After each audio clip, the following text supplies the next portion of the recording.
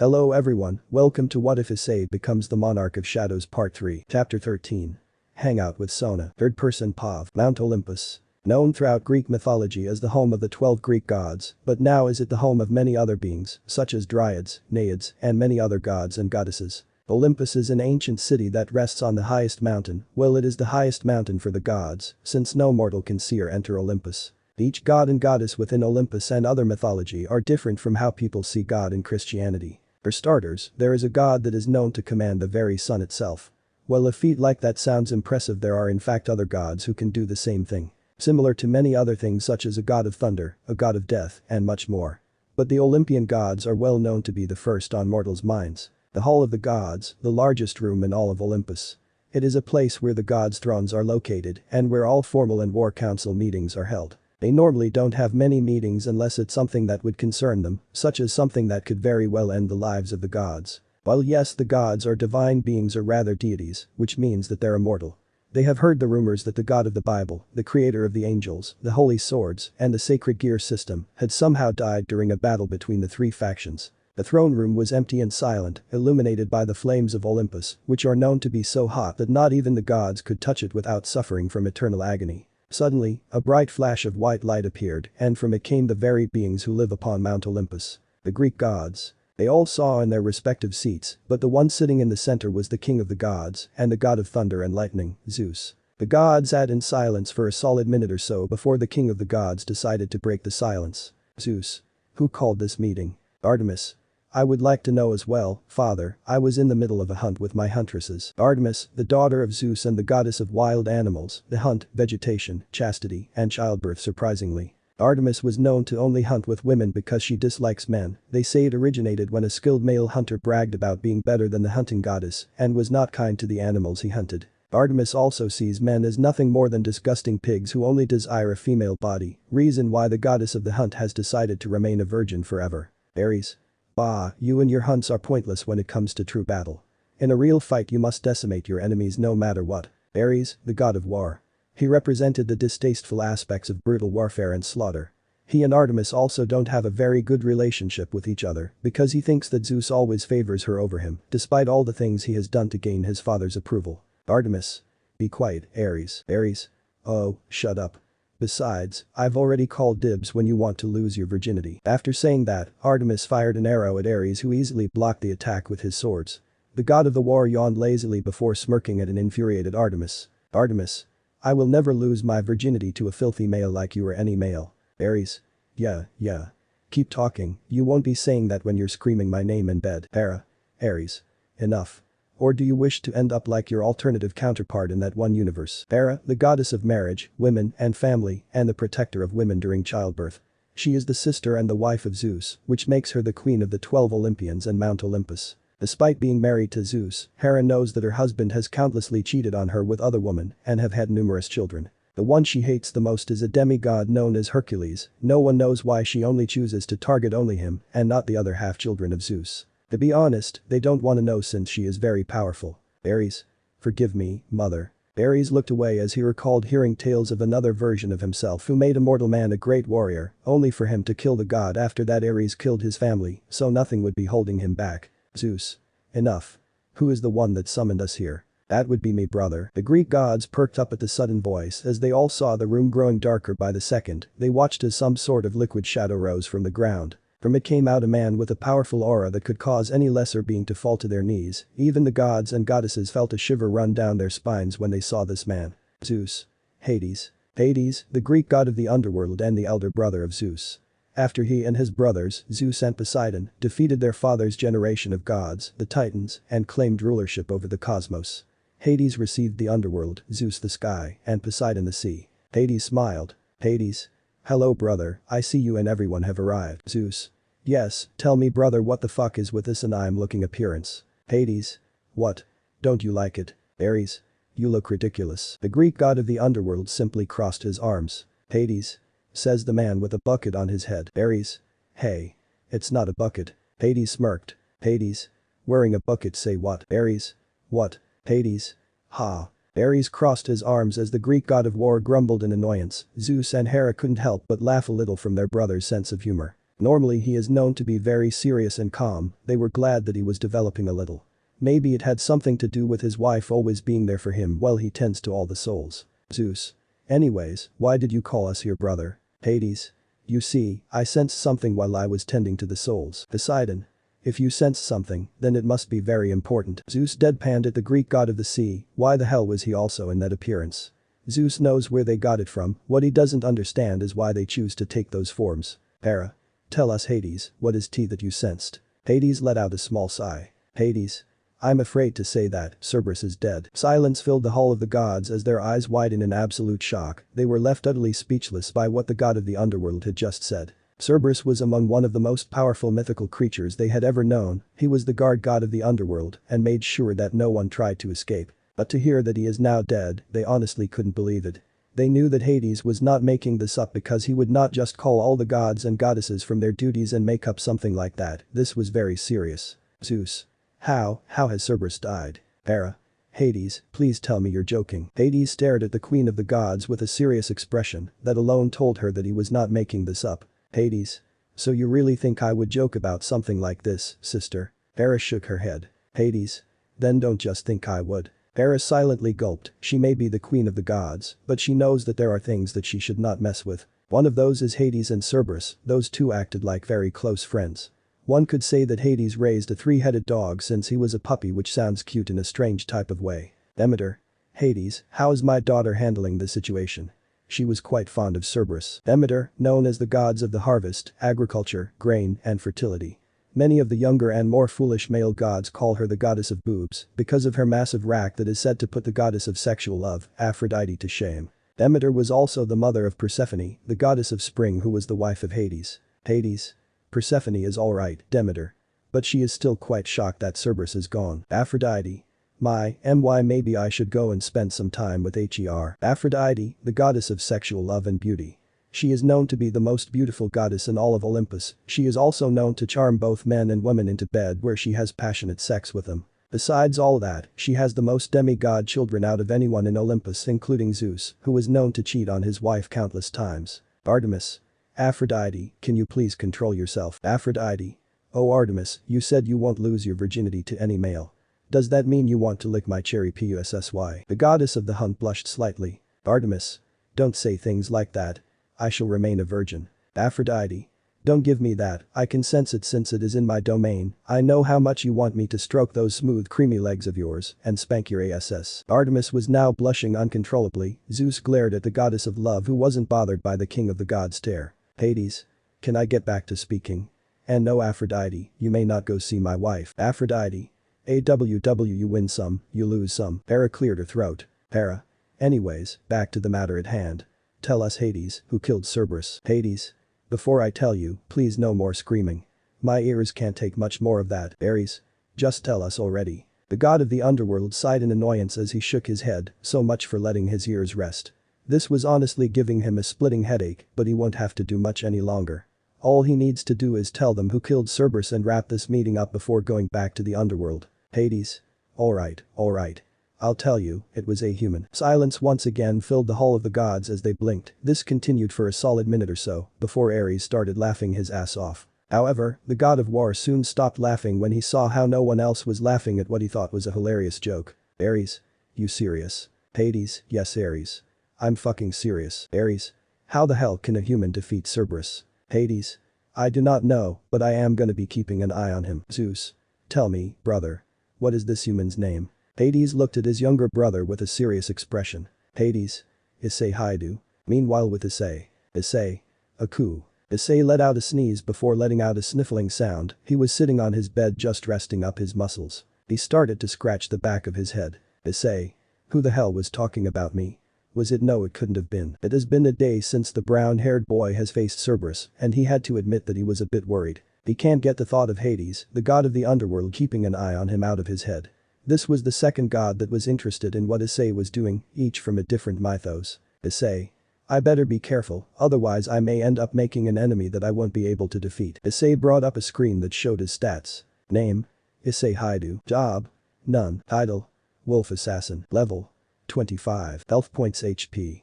3150. Magic MP. 820 820ths. Fatigue.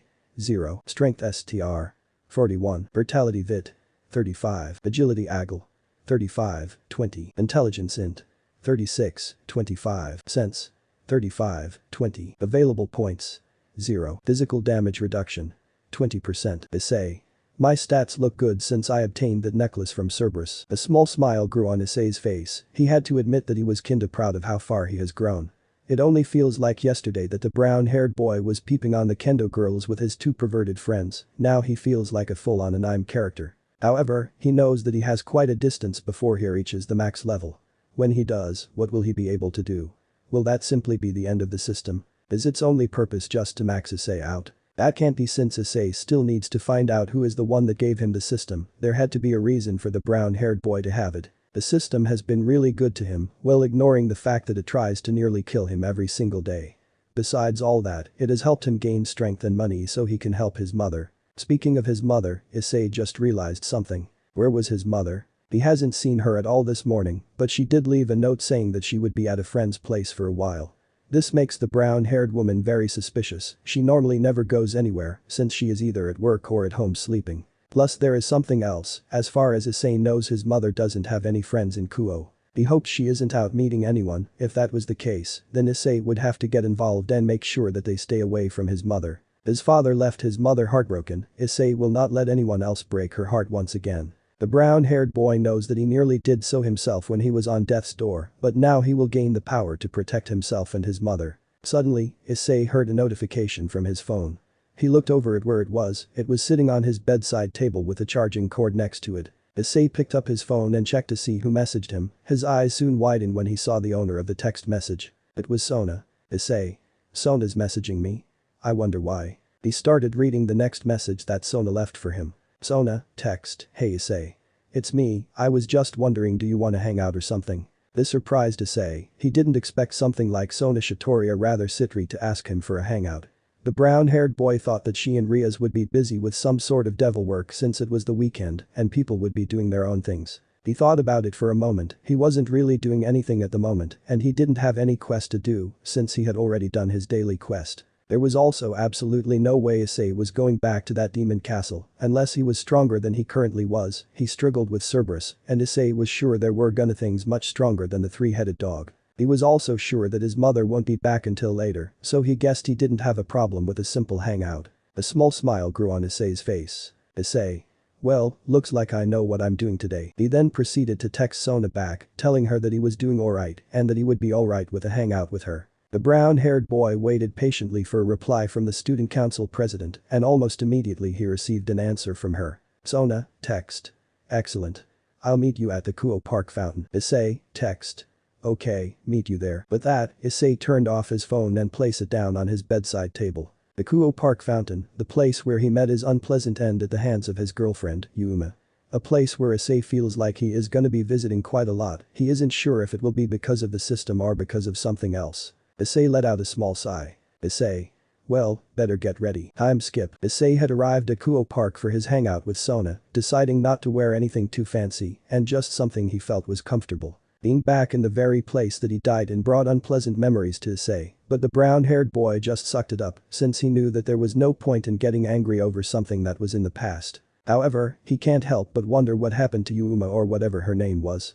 He hasn't seen any activity from fallen angels besides the ones he killed in the dungeon, which makes him wonder what has happened to them. Maybe they retreated back to their base. They could be planning something, but he is sure that Riaz would be working on it if she found out anything. Issei. The brown-haired boy perked up at the familiar voice. He turned and was greeted by the sigh of Sona Sitri running over to him. To his utter surprise, she was actually wearing some casual clothes and not some type of business suit. Issei. Whoa, Sona. What's up? Issei. Nothing, I just didn't expect you to wear casual clothes. Hearing this made Sona give him a cute angry expression. Sona. What is that supposed to mean? The brown-haired boy chuckled. Issei. Oh, nothing. Sona pouted at Issei who just laughed a little at the black-haired girl's expression. He had to admit that it was a pretty cute sight. Issei. So, you ready to go? Sona sighed before smiling at Issei. Sona. You bet. She took his hand and started to drag Issei off somewhere. The brown-haired boy wasn't sure where they were going since Sona hasn't even told him yet. But he was sure that wherever they do, they would have a fun time. They walked down the streets of Kuo, and as they were walking they started to talk about some things. Issei had to admit that it felt nice to see Sona actually being more than a stick in the mud, unlike at the academy. Back in the academy, she would always be so serious with nearly everything around her. Some of the students say that she is being this serious to prove that she could easily run the entire school with an iron fist. But to Issei, Sona was not just the student council president. To the brown-haired boy, she was someone who was simply trying to look out for those who need help. Someone who is trying to protect those that cannot protect themselves from the world around them. After walking for a few minutes, Issei and Sona stopped walking. They looked and saw that they had arrived at the Kuo-Karaik Palace. Issei. The Kuo-Karaik Palace. He looked at Sona who blushed slightly, rubbing her arms. Sona. I come here in secret to sing. This surprised Issei, he didn't expect Sona was capable of singing. Issei. You can sing. Sona nodded her head, blushing more in the process. Issei. Wow, I'm learning more and more about you every second. They both ventured head inside the building. When they did they saw there were a few rooms already taken. They guessed that they weren't the first ones that wanted to do some karaoke today, well more like Sona wanted to do it. They were soon greeted by one of the workers that walked up to them with a smile. Worker. Welcome to the Kuo-Karaik Palace. What can I do for you both? Sona. A room for two, please. The worker chuckled before looking at Sona with a smirk. Worker.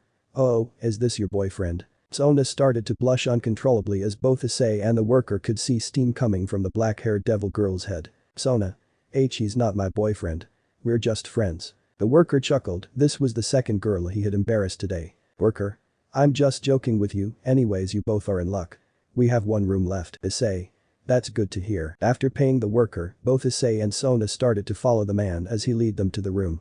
It didn't take long before the worker then stopped in front of a room. He then turned to the brown-haired boy and the black-haired devil girl. Worker.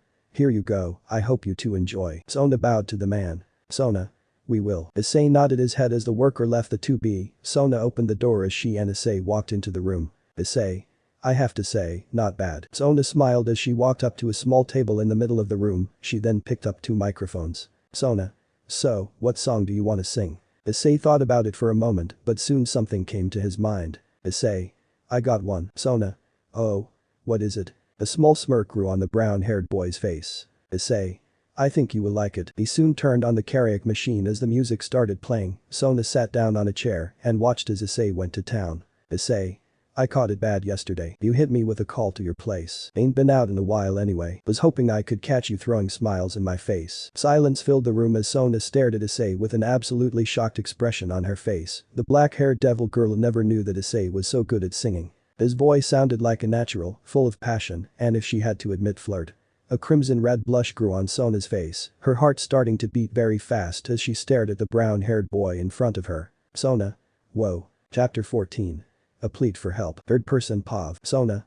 Whoa. Issei who had just finished singing looked over at Sona who was staring at him with an expression of shock and awe. Could you really blame her? She knew that Issei was many things in the past, someone who would not waste a second and peep at girls, someone who hated getting into fights because he would always lose, and someone who was alright about lying. However, she never expected that he was capable of singing and so well at that. Maybe the brown-haired boy had a hidden talent for singing. Everyone nowadays seems to be really good at something that they never tried before. Issei. So, did I do well? Sona. Issei you were. Issei scratched the back of his head. Issei. Was I that bad? The black-haired devil girl quickly shook her head. Sona. No, you were absolutely amazing. I didn't sure you were capable of singing. Hearing this caused Issei to let out a small chuckle as he scratched his cheek. It wasn't anything special. His other was 10 if not hundreds of times better than him when it came to signing. She did have to sing him loads of lullabies when he was a young lad. Issei. It's nothing that special. Sona. Nothing that special. Sona stood up and grabbed Issei's shirt. She then started to shake him repeatedly, which caused the brown-haired boy to start getting sick. Sona. How can you sing so perfectly? It took me weeks to months before I was good at it. Issei. Sona. Calm down. Sona. No. Not until you tell me. Issei. I learned from my mom. After saying that, Sona finally stopped shaking Issei and let him go. It was about time too because the brown-haired boy felt really dizzy and almost felt like he was gonna throw up right on the spot, but he managed to hold it all down. He made a note to himself to never let something like that happen again. It was already bad enough that his mother slapped the ever-loving shit out of him when he got home from the hospital. Sona. So you learned how to sing from your mom. Issei. Why yeah, please never do that again. I felt like I was gonna throw up. Sona soon realized what she did and began apologizing to the brown-haired boy. Issei isn't angry with Sona, but he is still a little bit dizzy. Issei. It's fine, Sona. But to answer your question, I technically learned how to sing because my mom sang to me when I was just a little boy. Sona. Ah, I see. Issei soon placed the microphone down on the table. Since he was done singing, he had no reason to be holding the device. Issei. So, are you gonna sing? Sona blushed slightly. Sona. I'm not sure you wanna hear me sing. The brown-haired boy simply waved her off and smiled at the devil girl. Issei. Come on, I am sure you will do fine. Sona. I'm not sure, I never sang in front of anyone. Issei placed a hand on the black-haired girl's shoulder, making her look up and see his soft smile. Seeing that smile reminded Sona of her father and how he would always tell her that there is nothing to be afraid of and that fear is something that weighs a person down. Issei. Sona, you have nothing to be afraid of. Fear is just something that weighs a person down, but if you don't want to sing then I will not force you. Sona couldn't help but smile at the brown-haired boy, her facial expression soon changed to one filled with determination. Sona. I can do this. Issei chuckled. Issei. That's great to hear. He then walked over to one of the chairs and sat down in it, smiling at Sona. Issei. You may begin when you are ready. Sona nodded her head as she picked a song. The one silent room was now filled with the echoes of the song. Sona. Legends never die. When the world is calling you, can you hear them screaming out your name? Legends never die. They become a part of you. Every time you bleed for reaching greatness, relentless you survive. When Sona was finished singing, Issei stared at the black-haired girl with his eyes widened and his mouth gaping in pure shock. He had never heard anything so beautiful before, not even the songs his mother sang could compare to Sona's. Sona. So, Issei. What did you think of my singing? Issei simply stared at Sona. This made her a bit worried because she thought that the brown-haired boy hated her singing. However, Issei soon started clapping, which surprised her. Issei. Fantastic, simply fantastic. Sona. Really? Issei. You bet. Hearing this brought a smile to the black-haired devil girl. She was glad that Issei enjoyed her song. She had to admit that it felt really nice to sing with someone else around. There was only one other person she had ever done that with, and that was her big sister. Sona's relationship with her big sister was a strange one. She is often embarrassed by her sister's childlike personality and her overprotective nature. Sometimes she feels like she is actually the older sibling and her sister is the younger one because of their different personalities, but Sona herself is also quite protective of her sister and genuinely cares for her. There was only one other person who knew about her older sister's personality, and that was Ria's. Both she and Sona are childhood friends and have a great deal of respect for each other, as well as a friendly rivalry. Sona smiled at Issei. Sona. Thank you for your kind words, Issei. Issei smiled back at the black-haired devil girl. Seeing her smile filled Issei with, as they say, butterfly in his stomach. The brown-haired boy had to admit that Sona had one very cute smile, which reminds Issei of someone from his past. Issei. That smile, it reminds me of. Suddenly, an image of young Issei and some other boy acting like superheroes flashed through his mind. That boy, Issei knew who that boy was.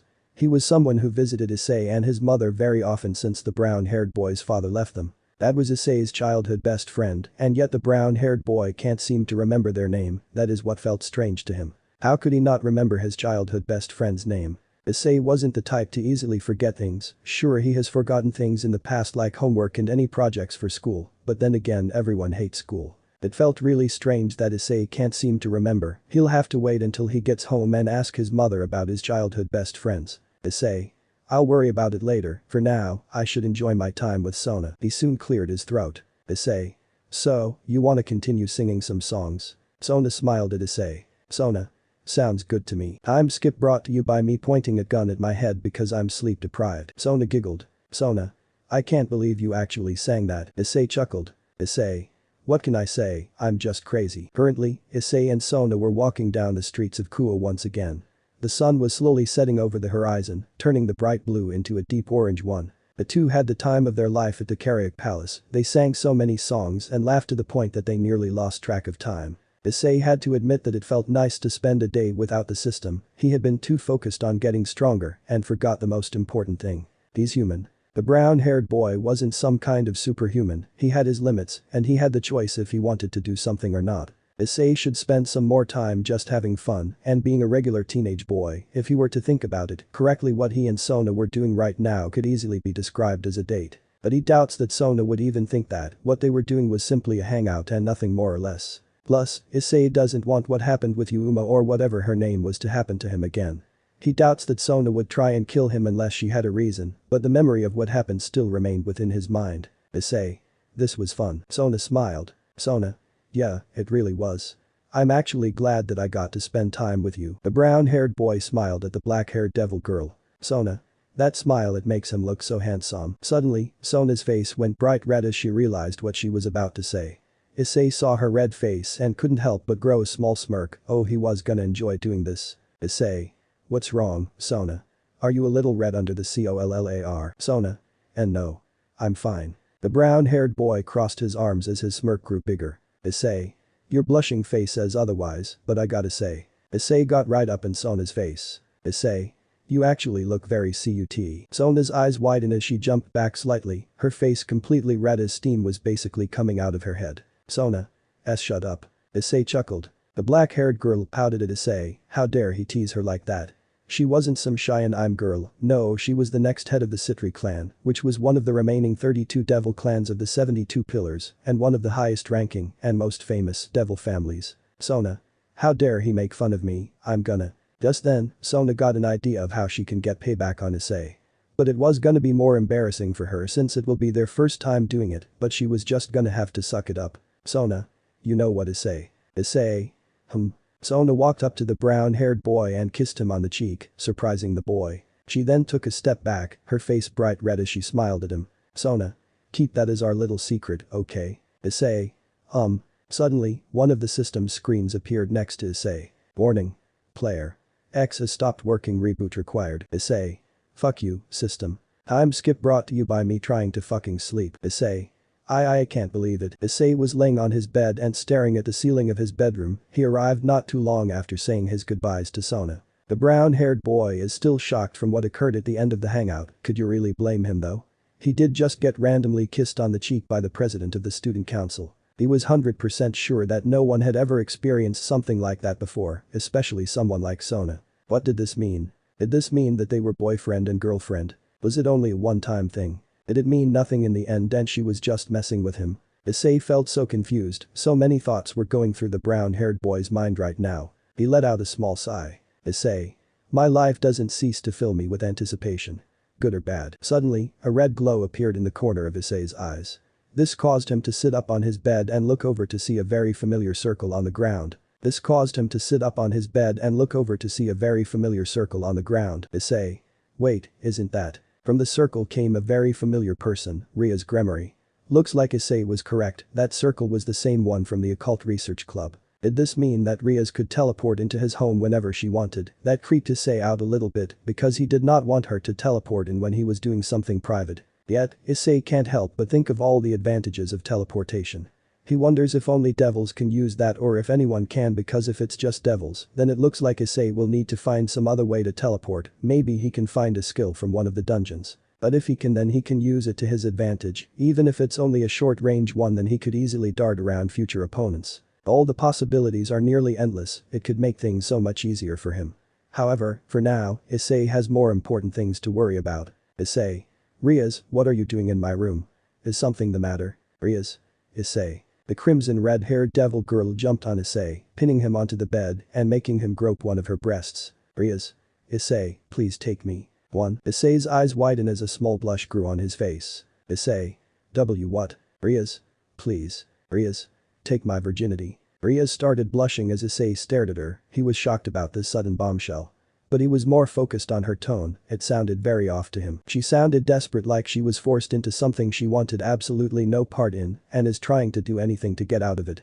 This sort of reminds Issei of a case he heard about a while back before he was introduced to the system and the supernatural. The brown-haired boy can't remember the entire thing, but he heard that one of his female classmates, Kai-chan as her friends called her, was actually getting fucked every day by her fat smelly uncle. Issei heard that someone soon discovered it and Kai-chan's uncle was sent to prison for life. Well, Kai-chan moved out of Kuo and went to another country to try and recover from what she went through. Issei watched as the crimson red-haired devil girl got off Issei and slowly started to take her clothes off. Issei just sat where he was and watched, his face becoming redder and redder by the second. He was so glad that his mother was not at home. If she was, then she would be demanding an explanation right about now. He soon shook his head, calming himself down a little. Issei. Riaz, you can't be serious. Riaz. Am I not good enough, Issei? Issei deadpanned. Issei. Did I fucking say you weren't hot? The brown-haired boy let out a small sigh. Issei, no Rias. That's not it, you are very beautiful. What I don't understand is why you're doing this. Rias blushed at Issei calling her beautiful. Rias, thank you Issei. But I thought a lot about this and there's no other way. Issei. What do you mean? Rias. If something like this is done then there is no turning back and there is nothing they can say. Among those close to me, there was no one other than you who could do it with me. This gained Issei's attention. Who was they she mentioned? From the sounds of this whoever, it was sounded like they were very close to Rias, maybe her family members. Suddenly, another magic circle appeared on the floor. This gained both Issei and Ria's attention as they looked at it. Unlike the one that Rias used, this one was a more silver color instead of crimson red. Rias. Damn it, I was so close. Issei.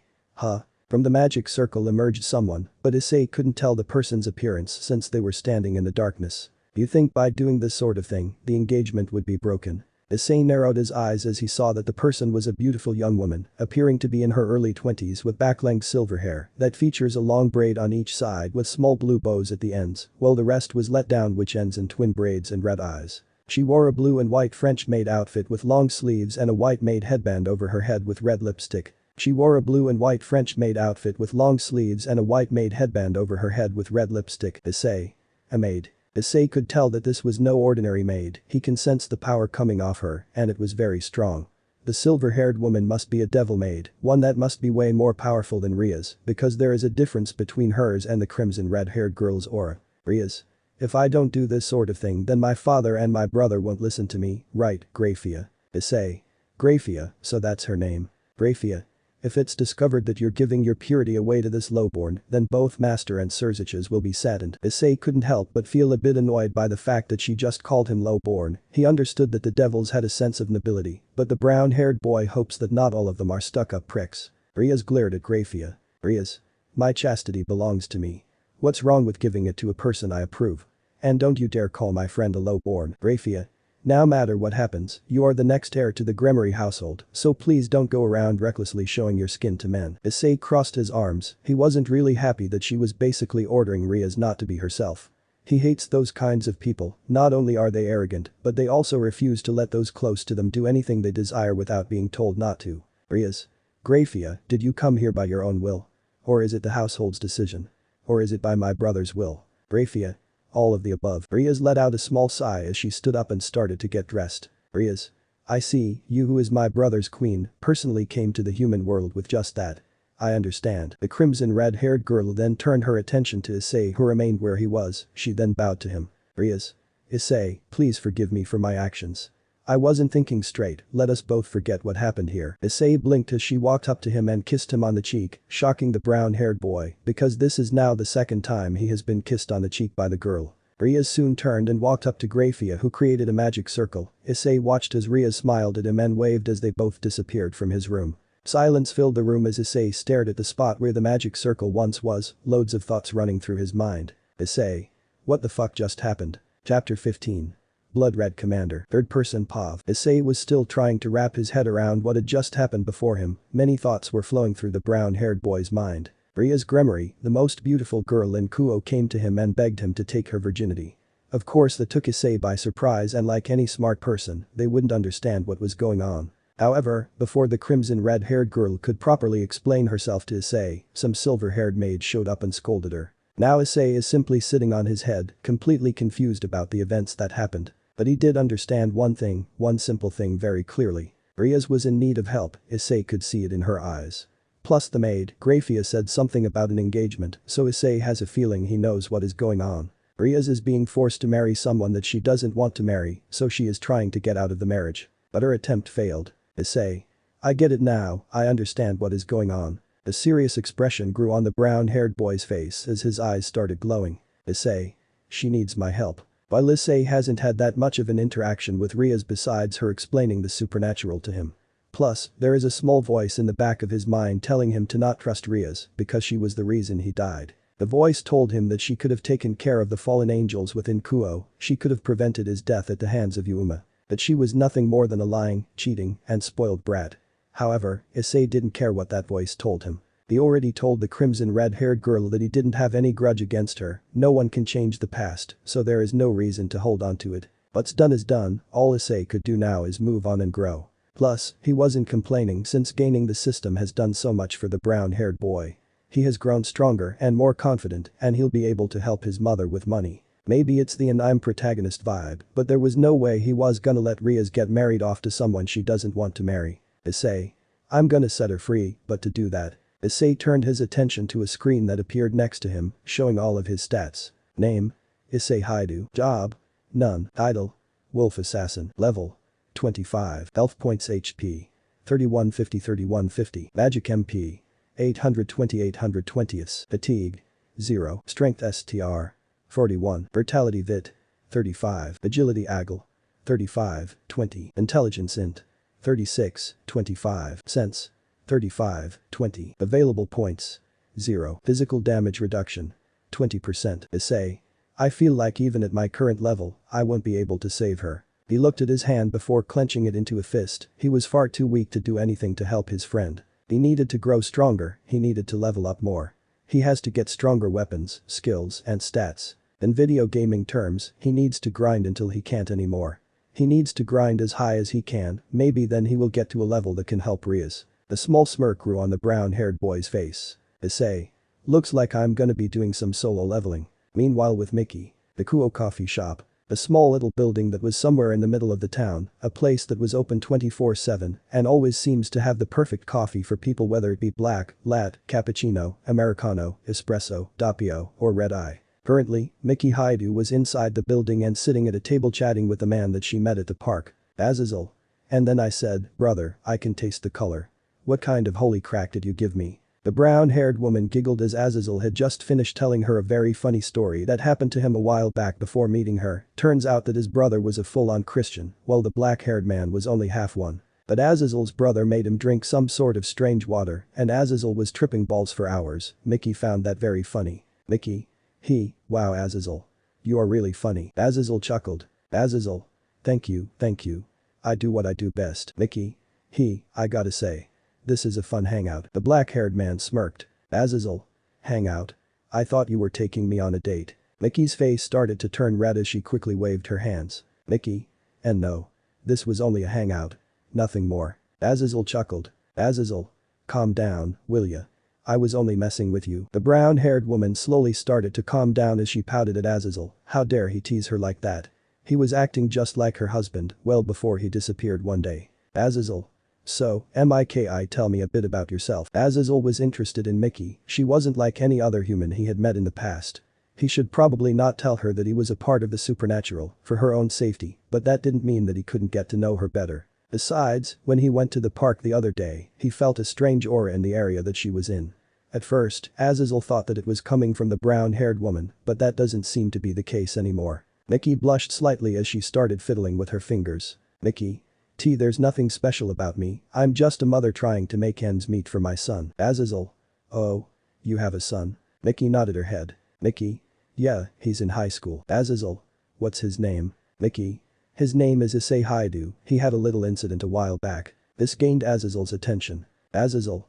What kind of incident? The brown-haired woman sighed as she stared at the table in silence, but he soon spoke after a bit. Mickey. He was found nearly dead in the park, they said that he was attacked by some sort of killer that is still at large. This surprised Azazel, a killer in Kuo. It didn't make any sense to the black-haired man, since the place seemed really small, so there shouldn't be any kind of killer. Makes him wonder if this said incident wasn't the work of humans, but rather the work of the supernatural.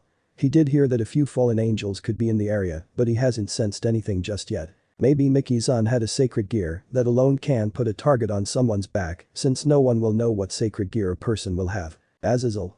I'll have to keep an eye on this Issei boy, maybe he'll let me study his sacred gear. Time skip brought to you by me losing my mind. Within a dungeon, silence filled the vast tunnels that had several different color crystals scattered around the place. However, the silence was soon taken away as the sounds of footsteps echoed throughout the tunnels, but the footsteps did not belong to any human. The footsteps belonged to three werewolf-like monsters that seemed to be on the run from something or rather someone.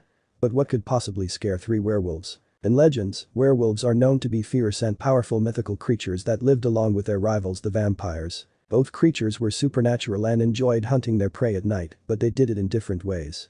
One sucked their prey dry of all their blood, while the other tore it limb from limb. This has resulted in the vampires thinking of themselves as more intelligent beings. They saw werewolves as nothing more than savages that didn't deserve to be before them, yet even with their vampiric powers, their beastie enemies have been unfazed by them and remained fearless. That was until now. The one in the middle appeared to be the largest, and the one that appeared to have taken the most damage. It was covered in scars, and one of its eyes seemed to be slashed out. The leader stopped running, resulting in the other two halting as well.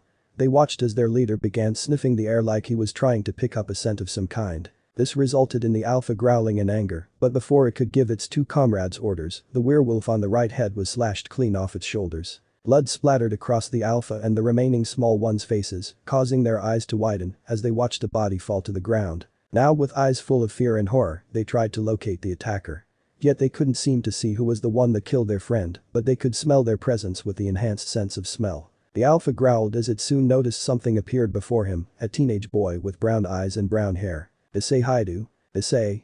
Heal. In an instant, the brown-haired boy used his venom dagger and slashed the remaining small one in half. This resulted in more blood to splat across the cave floor and the alpha, at this point it was gonna be a red werewolf and not a brown one from all the blood covering its body. The alpha tried to avenge its comrades, but this turned out short as Issei easily dodged its feral attacks, causing him to roll his eyes. Issei. Boring. Spinning his dagger around, Issei stabbed it into the alpha's remaining eye and caused it immense pain and agony. Level up. A small smile grew across Issei's face, he cracked his neck as a screen appeared before him. Name. Issei Haidu. Job. None. Title. Wolf Assassin. Level.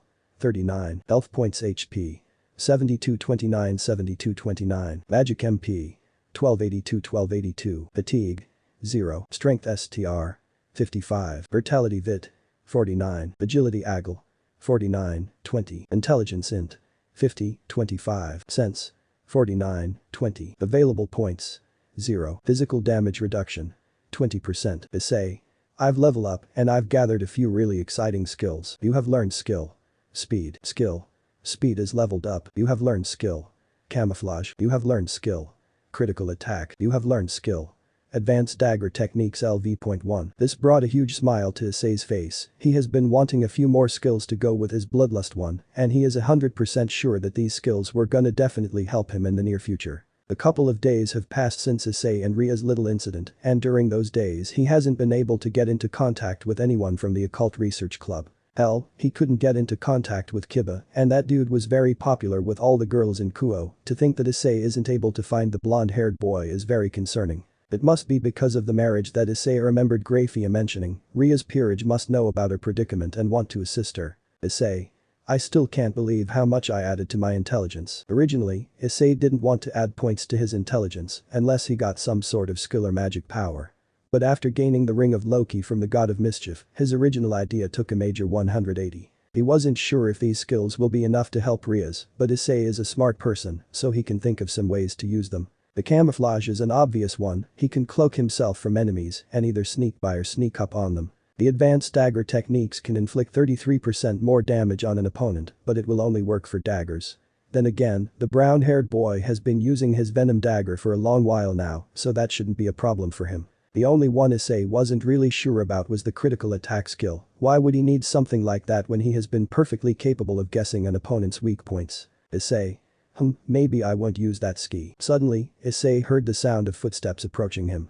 This caused him to quickly turn and see another werewolf approaching him. The brown-haired boy narrowed his eyes as he held his dagger ready. Issei. So one survived, doesn't matter. The werewolf charged at Issei and tried to attack him with its massive claws, a poor plan on its part, because Issei easily dodged the attack with immense power. He blew 3 holes into the monster's body. Blood erupted from the wounds as the werewolf's eyes rolled back, causing it to fall face first on the ground. Silence once again filled the tunnels of the dungeon, but Issei kept his eyes peeled for any and all types of ambushes. He had to admit that it was a bit too easy, reminding him of his first encounter with the system's dungeons. The brown-haired boy hopes that he won't run into some sort of S-rank boss. He barely survived against Cerberus, and he has the Ring of Loki in his possession. Level up. Issei perked up. Issei. Huh? I leveled up again. That quickly. The player has reached the required level. Issei raised an eyebrow at this required level. He wondered if this meant that he could do something interesting like upgrade his weapons and equipment as he has seen in all those games. You have received a job change quest. Issei's eyes widen at the sight of the screen, a job change quest. If the brown-haired boy remembers correctly, every time he hopes up his stats, he always sees something underneath his name. However, he never really thought much about it since it was always blank. Yet he can't help but feel a bit excited to know what this job change quest will all be about. Issei had a theory on what will happen, but he doesn't want to randomly guess. His guess is that he will be allowed to choose from things like a warrior, mage, assassin, and archer. A small smirk grew on Issei's face. He had a feeling that he was gonna have one hell of a time doing this job change quest. Issei. This is gonna be fun or hell, either way, it's time to rock. Meanwhile, the universe is vast and filled with powerful beings of incomprehensible power. In fact, there were a few that were one with the universe, one of them was Tang Sanzang. A Buddhist monk and someone who went on a journey to the west. A Buddhist monk and someone who went on a journey to the west. Tang Sanzang was meditating peacefully while someone sat next to him with a bored expression on his face. This person was feared throughout the universe. This person was feared by mortals and gods, hell even the dragon gods respected the power of this being. This person was Sun Wukong, also known as the Monkey King, the great sage heaven's equal, stone monkey, and finally the victorious fighting Buddha. Wukong was fierce and brave, but he was born mortal like his old friends. However, he soon gained immortality in numerous ways, such as eating some peaches of immortality, wine of the gods, pills of immortality, and even erasing his name from the book of life and death. How the hell can someone have so much immortality? No one knows to this day and no one wants to know because it's Wukong. As Tang Sanzang continued to meditate, the Monkey King let out a small sigh in annoyance. This resulted in him interrupting Tang Sanzang's meditation and making the monk look at his comrade. This wasn't the first time that he has done this, the monk doesn't even want to recount all the times he has heard the victorious fighting Buddha sigh. Tang Sanzang. Wukong, what is wrong this time? Sun Wukong. I'm so bored. Tang Sanzang. Why? You have achieved omnipotence, omniscience and omnipresence. Sun Wukong. Yeah, that's the problem. There's no one to fight. I know basically everything there is in the universe. Tang Sanzang shook his head. Sun Wukong always wanted to fight someone powerful. He enjoys a good fight, but he has faced everyone in heaven already. The only one he can't beat was the Buddha himself. No one can defeat the god. Calm down, Wukong. I am sure you will find someone. Both Sun Wukong and Tang Sanzang turned their heads and saw the one and only Buddha. A powerful being who was initially a human who found enlightenment and finally ascended to godhood. A powerful being who was initially a human who found enlightenment and finally ascended to godhood. Buddha was a being that stood above regular gods. He was a being that was liberated from the cycle of life and death, rebirth and suffering. He is also the only one who had ever defeated Sun Wukong, still much to the Monkey King's annoyance. Tang Sanzang. Mighty, Buddha. The monk bowed to the divine being as the Monkey King remained where he was with an annoyed expression on his face. Buddha chuckled and touched Tang Sanzang's shoulder. Buddha. Calm down, there is no need to bow to me. He looked at Sun Wukong. Buddha. Hello, Wukong. Sun Wukong. What do you want? Normally you don't come to visit us unless you either want to say something stupid. Tang Sanzang. Wukong. Buddha chuckled. Buddha. Calm yourself, Tang Sanzang. I only came here to tell the Monkey King that I think I found someone for him. This gained Sun Wukong's attention. Did the Buddha really just say that he found someone for him to fight? Both Tang Sanzang and the Monkey King felt like they were imagining thing, then again they couldn't be since they literally are omnipotent omniscience and omnipresence. Sun Wukong. You're joking right? Buddha crossed his arms. Buddha. Do I look like the type to joke? Sun Wukong. You're right, you're terrible at that. Tang Sanzang. Wukong. Sun Wukong. Shut up. Buddha. Haha, I see you two still have that peculiar relationship. Sun Wukong sighed and shook his head. Sun Wukong. Tell me about it. After achieving enlightenment, he is still the same useless, stupid, and naive monk that I had to save over and over again. Tang Sanzang. You're still mad about that. How many times must I apologize? Sun Wukong. The same amount that me, Beiji, and Wujin had to save your ass. Tang Sanzang looked away nervously, deciding to not say anything anymore to anger the Monkey King. Sun Wukong. So, Buddha. Who is the one that I will battle? The Buddha smiled. Buddha. His name is Issei Haidu. Back with Issei. Issei. Looks like it's nearly time. Issei was standing in a part of the forest that surrounded Kuo, the sun slowly setting in the distance. He wasn't sure what he was gonna find in this job change quest, but he wasn't gonna let an opportunity like this go to waste. He had no idea if he will be able to get something like this ever again, plus compared to Cerberus, how bad could it really be? A small smirk grew on his face as his eyes shined a different color. Suddenly, he heard a noise and watched as a purple lightning bolt struck the ground. The impact caused the ground to shake as the brown-haired boy started ringing a little from the noise, though Issei wasn't really bothered by this. Issei. Looks like it's time. He started to approach as a dark purple portal appeared before him, causing a gust of wind that moved the leaves on the trees. Issei. This sounds fun, I wonder what kind of monsters I'll encounter inside. As he was walking through the portal he started feeling something, it was a sense of some kind. A sense that the real game is only starting now. When the brown-haired boy arrived on the other side of the portal he saw two things, the first was the location that he was in. The landscape wasn't like anything he had ever seen before, it resembled something that almost looked like the interior of a castle.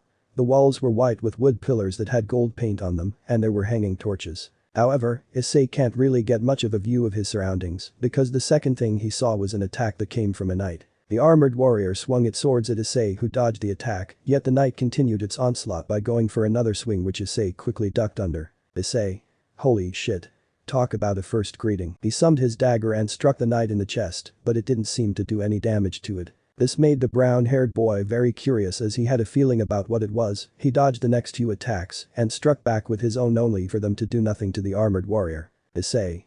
My attacks aren't affecting him. Narrowing his eyes, Issei's dagger started to glow blue. Skill. Critical attack has been activated. Issei. Let's see if this skill works on it. He dodged another attack from the knight before striking it in the arm with his dagger, using his critical attack skill. However, Issei's eyes widened because even with his own skill, it did nothing to the knight. Issei. So I was correct. The brown-haired boy decided to give himself some distance from the armored warrior, he kicked it in the gut and sent it flying back into a wall. Issei. This guy isn't strong at all, he's probably on the same level as those werewolves. But I can't do damage to him because of that fucking armor of his. Before coming to the job change quest, Issei wondered if he should spend some of his gold and get himself some armor.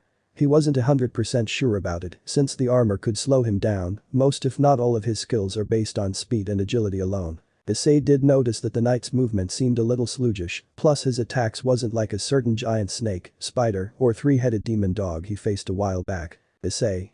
So the only thing impressive about this dude is that defense. The armor, this definitely reminded Issei of a certain snake because the weapon he used against it did nothing to its hide. A small smirk grew on Issei's face. Issei. If I can't use my dagger on you, that means. The knight went in for another attack, but Issei dodged it and activated the Ring of Loki. Ring of Loki has been activated. Another Issei appeared out of thin air and sucker punched the knight in the face, another one then appeared and grabs its arms. The original smirked as he grabbed the armor warrior's helmet and using his immense strength, tore it open. You have defeated a knight. The brown-haired boy chuckled as the illusion clone dropped the now deceased knight, both then gave the original a thumbs up before disappearing. Issei had to admit that he was really enjoying the gift that Loki gave him, it has been mega helpful in loads of quests. Makes him wonder if there will be any other gods besides Loki and Hades who will be watching him. Issei looked at the deceased knight. Issei. I gotta say, for a magic beast you had an annoying def weight, are you even one? You are a monster, but you're humanoid. He crossed his arms as this was puzzling him, he faced werewolves, and they were beasts, and yet humanoid in shape. So what did that make the knights then, humanoid beasts? Issei shook his head, there was no point in getting into something that would be pointless. Besides he needs to stay focused, he has a quest to complete. Issei. Alright, it's time to complete this K. Suddenly, a screen appeared in front of him. Issei. Huh. You are not permitted to leave this dungeon until you have completed the job change quest. Issei. Wait, does that mean I can't use a teleportation stone? Consuming potions within this dungeon will have no effect and the shop function has been disabled. You will also not be able to recover your status upon leveling up. Issei's eyes widen as his jaw nearly hit the floor from what he had just read, if he can't use potions in the dungeon that he was in big trouble. He wasn't sure what was inside the place, for all he knows there could be an S rank or higher boss waiting for him. And since he won't recover when he levels up, that means that the brown-haired boy needs to be smart with his mana and can't just do wasting it like some fool. Issei gritted his teeth in annoyance. Issei. Looks like I won't be using skills like camouflage, critical attack, or even the Ring of Loki. Sure they are effective, but they use up too much of my mana. Camouflage requires around 200 mana to cast and takes away 10 with every second, while critical attack only needs 70 mana. If Issei were to use those two skills like an idiot, then he's as good as dead. He doesn't know the rank of the dungeon he was currently in, plus he can't heal himself or run away. Issei. Going into this dungeon is very risky. Issei let out a small sigh. Issei. This job change quest it won't be easy, I can see that now. This could take me hours or maybe even days to complete. As Issei began wondering if there was anything he could do, he realized something and it was very bad. Issei. Wait, I don't think I completed my daily quest today. This was very bad for the brown-haired boy, he was hoping to complete this job change quest quickly and do his daily before time was up. However, that doesn't seem to be the case anymore. He really doesn't want to get jazzed around by giant fucking centipedes again, the first time was a nightmare. Issei. Shit, looks like I'll be cutting it close. Before Issei could finish his sentence, he was cut off by the sound of footsteps approaching him. He turned around and was greeted by the sight of several more knights, each holding a different weapon like a sword, spear, axe, and even a mace. Issei sighed and shook his head. Issei. Looks like I have to take care of you lumps of metal, won't be too hard since your only strong suits if your defense skills. Issei smirked as he de-summoned his venom dagger and cracked his knuckles, this was gonna be very fun, and plus he has always wanted to punch someone in a suit of armor. Issei.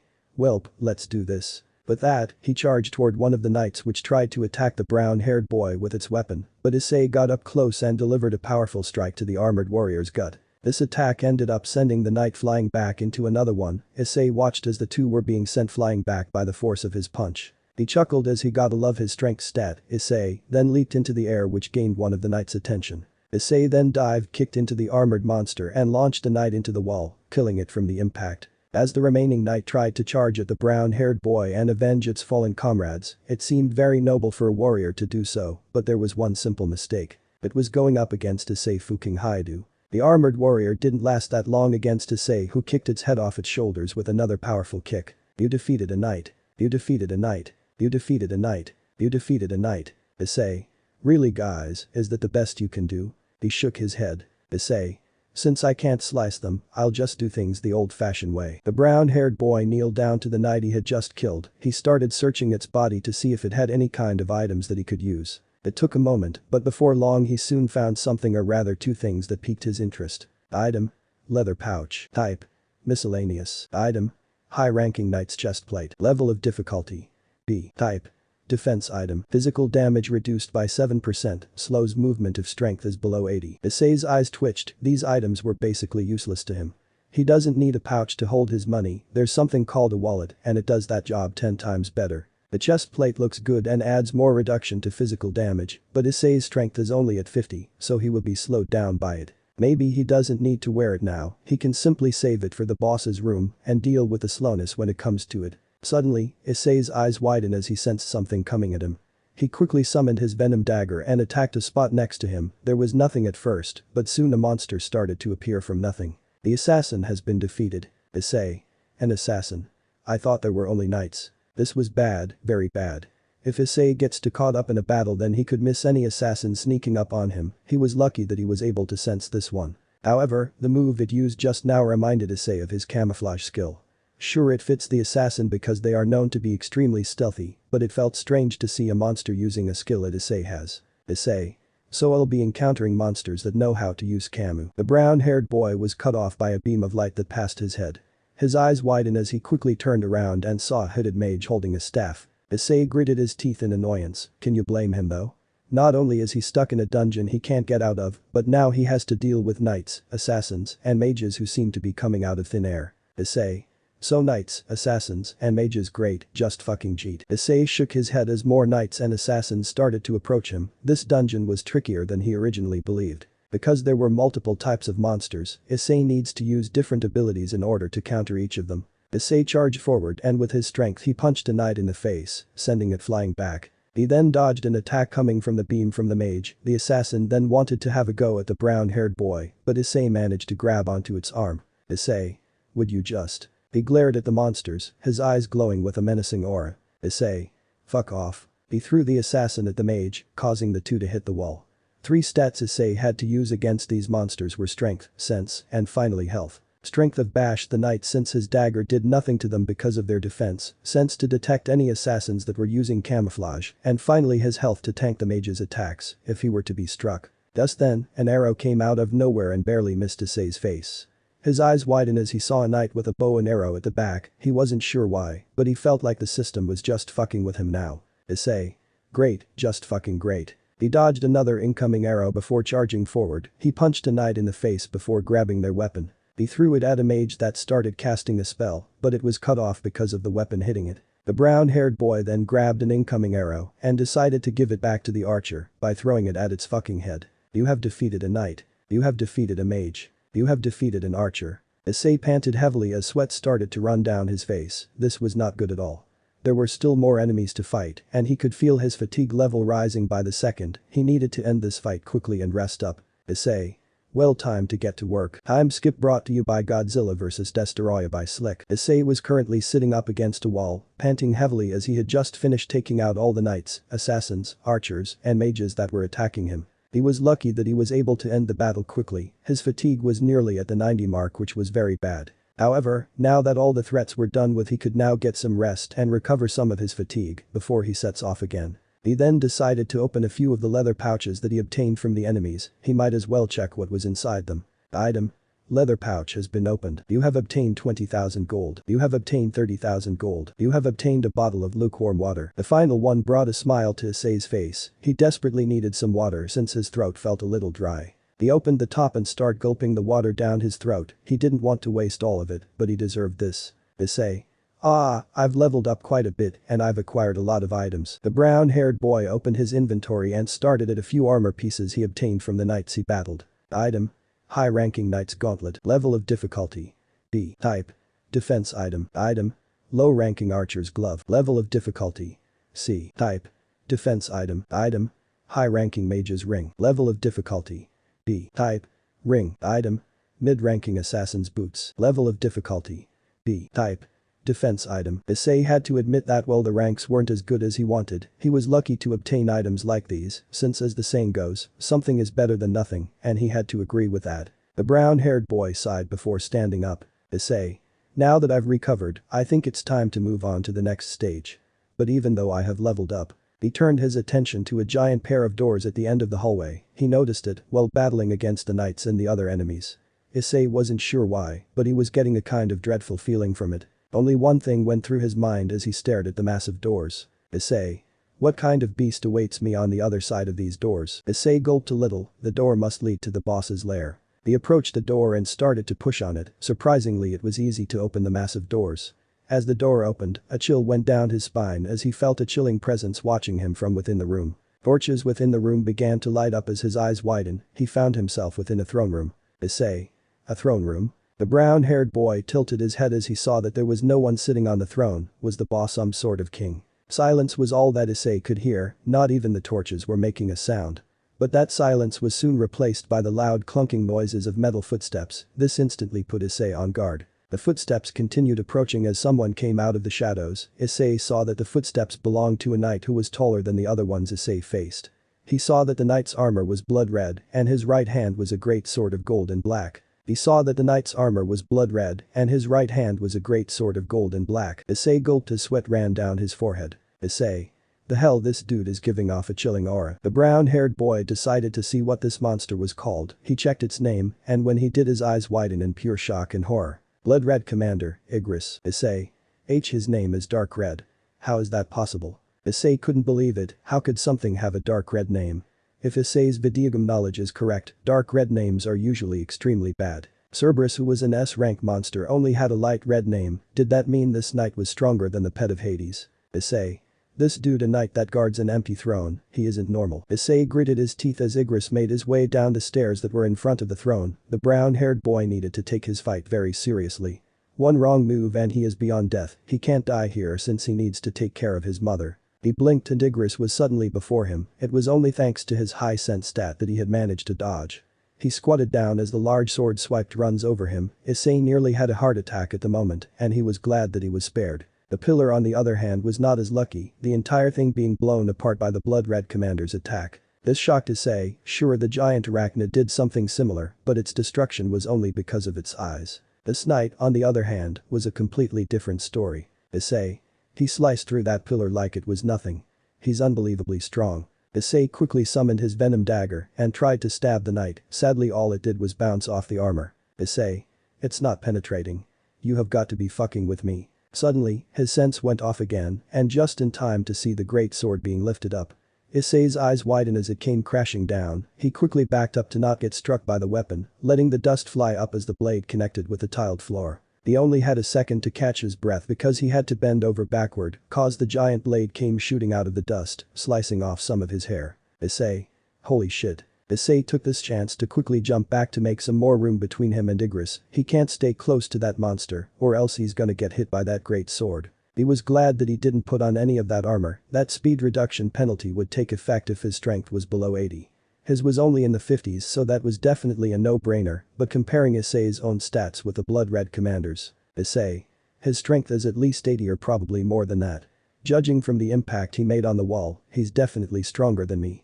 The same goes for agility. Issei gritted his teeth, his dagger won't work because of that knight's armor, which means that his defense must be the same as his strength and agility. He also can't get close to Igris to land an attack on him, because he would easily slice him in half with that sword. Issei.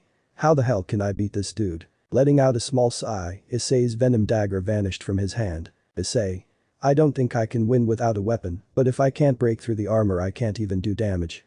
So this is the only way, but. The brown-haired boy slammed his fist into his palm. Issei. This is the only way. Issei had no other choice, he was at a disadvantage against this monster, so he had to gain some leverage against it. The knight tilted his head as he watched Issei, just then he did something that surprised a brown-haired boy. He stabbed his greatsword into the ground before proceeding to take off his tattered cape and the daggers on his waist, it then cracked its neck and stood where it was. Issei. Are you being chivalrous? Issei growled and narrowed his eyes at the blood-red knight. Did this mean that it wasn't taking him seriously at all? Did it think he was weak? Despite his words, Igris surprised Issei by charging right toward him. Issei's eyes widened as the knight struck him in the neck, stunning him. The boy then felt his hood being grabbed as he was thrown toward the wall. The force used was so strong that when he collided with the wall, a giant dent was made. Blood came out of his mouth as Issei was left speechless. Was Igris really holding back against him this entire time? Could the blood-red commander really have killed him whenever he wanted to? So many thoughts were rushing through Issei's mind, but before he tried to answer any of his own questions he sensed something. He gritted his teeth and quickly raised his arms in a cross, barely managing to defend a punch from Igris. Sadly, Igris wasn't done with him just yet. He unleashed another brutal punch upon the brown-haired boy, the second punch forced him into the wall even more. However, as dust filled the spot where Igris struck, Issei managed to jump out of the dust and started panting heavily. Issei. I blocked that attack, but it still feels like I lost 500 of my health. From within the dust, he could see the menacing silhouette of the Mono, the complete monster before him. Issei. How can I even put up a decent fight against this guy? If he even lands a direct hit on me, I'm basically dead. Issei gritted his teeth in anger as his eyes started to glow. Why was he so weak? Has anything he has done been worth anything? All those challenges, all those quests, all those monsters he had to face. Was all of it just a waste of time? What the hell was Issei supposed to do against an opponent like Igris? The blood-red knight seemed to outclass Issei so many different ways. Strength, speed, defense, who knows, maybe even intelligence. This can't be where he dies, this can't be it. Issei. I refuse to die. The brown-haired boy charged toward Igris. You activated skill. Sprint. Maybe this 30% boost in speed will allow Issei to finally land some sort of attack on Igris, maybe this is what he needs to do. If he can't beat him with strength, then he just needs to be faster than him. Unfortunately, Igris wasn't phased. Instead, the monster brought its elbow down onto Issei's head. He had to use his left hand to block the attack from the knight. However, this wasn't the end because Igris countered that by smacking it out of the way. The two started to exchange a flurry of punches, only for Issei to lose the exchange. Igris was simply too powerful for him to face. The Blood Knight delivered a large punch into the brown-haired boy's face and forced Issei to end up spinning. He tried to use the momentum to kick Igris in the face, but sadly, Igris grabbed his leg to hold him in place and then proceeded to backhand him so hard that he flew into the wall above the throne, causing another crater before he upon the throne. Issei sat on the throne, panting heavily as blood ran from his mouth and his body was covered in so many bruise marks. His head fell forward, shadowing his eyes. Igris walks over and stares at the beaten Issei. It had to admit that out of any enemy it had faced, the brown-haired boy would be one to remember for all eternity. The blood-red commander held his right hand out and just like in the Marvel movie the great sword flew into it. It raised its weapon high, going to execute Issei. Just as the attack was about to connect with the boy's neck, Issei's hand shot up and caught it, but this resulted in his palm getting cut by the edge of the blade. Issei. I'm not dead yet. Quickly summoning his dagger, Issei stabbed Igris in the right eye. As the monster reared its head back in pain, the brown-haired boy tackled the knight into a pillar, this time cracking the pillar. He then saw Igris pull the dagger out of his eye, causing white blood to erupt from the wound. Issei. There's no way I'm letting you or anyone else has that item. Igris wanted to strike Issei with his own weapon, but the dagger disappeared from his clawed hands. It then reappeared back in its rightful owner's hands, and Issei used it to stab upward. However, it wasn't enough. Issei. Not deep enough. More. The venom dagger started glowing blue. Skill. Critical attack has been activated. Doing this resulted in critical damage as he stabbed Igris in the neck. Not once, not twice, but 5 times. The brown-haired boy used critical attack one last time into Igris, causing the blood-red commander to collapse against the wall. You have defeated blood-red commander, Igris. Level up. Level up. Issei panted heavily as he couldn't believe it, he fucking did it. He actually defeated Igris. This felt like a dream to him, or maybe yeah, a dream. Issei squatted down and rested his hands on his knees, he felt so tired plus he felt like he was gonna puke his guts up at any moment. Issei. I won, but. He stared upon the deceased body of Igris, the only reason he defeated the knight was because of pure luck and nothing more. Even if he used the Ring of Loki, Issei would have still lost. Igris simply beat him in all stats, one wrong mistake and he could have died, plus he was pretty sure that the blood-red commander wouldn't fall for some simple illusions. After taking a minute or two to catch his breath, he soon saw something that made him grin. Items. You have obtained Crimson Knight's helmet. You have obtained the commander's touch. You have obtained leather pouch. You have obtained instant teleportation stone. Issei. 4 items at once. Now we're talking. Issei chuckled, he guessed putting his life on the line will be worth it in the end, well, if he survives that is. The first item the brown-haired boy decided to check out was the leather pouch, he had a feeling he already knew what will be inside. Item. Leather pouch has been opened. You have obtained 1,500,000 gold. Issei's jaw dropped from the amount of money he received, which was more than enough to pay off the bills at his place for the next 5 years. Issei. So much gold. Total gold. 4,234,629 G. Issei can't help but chuckle, he felt so rich now. However, he better keep how he obtained the gold a secret from his mother or else she will think that he stole it from some bank. The next item Issei decided to check out was the Crimson Knight helmet, which was an exact copy of Igris's one. Item. Crimson's Knight's helmet. Level of difficulty. S. Type. Defense item. Physical damage reduced by 15%. Health plus 20. Strength plus 20. Issei. Whoa.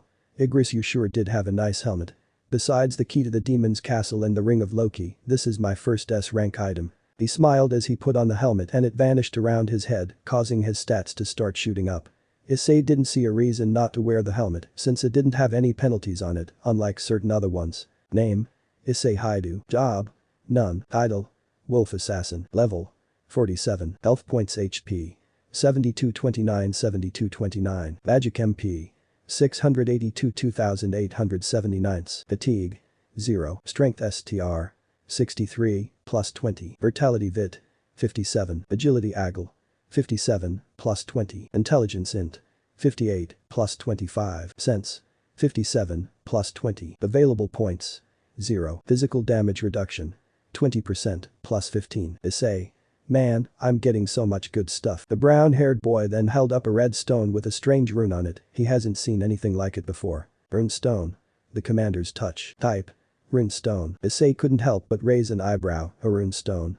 That reminded him of a certain dinosaur game he used to enjoy playing in his free time, maybe when all this is over he can get back into playing that game. Just then he realized something that he should have taken notice before. He was given an instant teleportation stone, why would he be given one if he had already killed the boss? Issei. Wait, does this mean? His eyes widen as he put the pieces together. Issei.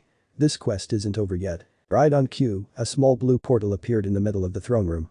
Issei looked over at it as a screen appeared before him, saying something that triggered him. The job change quest will now begin. Issei's right eye started twitching, was the system telling him that he did all that fighting against a monster that could have easily killed him, and the job change was only starting now. Issei.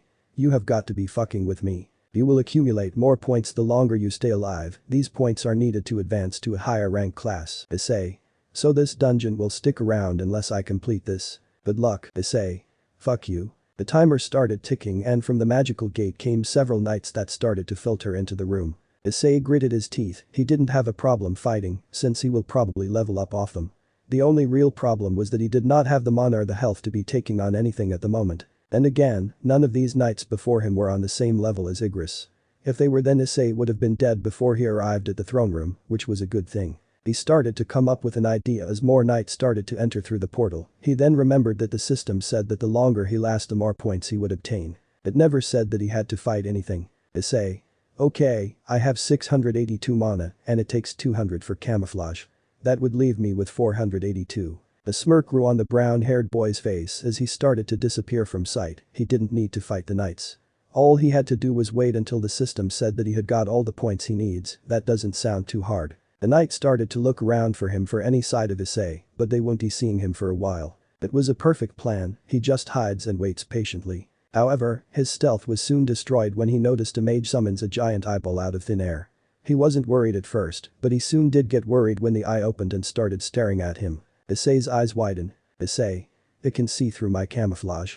Two knights quickly turned and swung their weapons at where Issei was located. With no other choice, the brown-haired boy got out of his camouflage and proceeded to punch the two lumps of metal. With his boost in stats, they went flying into the pillars. Three more started charging at the brown-haired boy, but he quickly turned and glared at them. Skill. Bloodlust has been activated. The blue aura covered the knights as they froze in place, making Issei smirk as a result. All of the opponent's stats will be reduced by 50% for 1 minute. Issei. My bloodlust skill cost me 100 mana, I only got one shot at this. He jumped up and did a split kick, hurting two more. Issei. I gotta kill as many as possible. After facing off against a knight that seemed better than him, Issei needs to prove that not all his wins are because of pure luck. If everything he has done was because of luck, then why is the system still with him?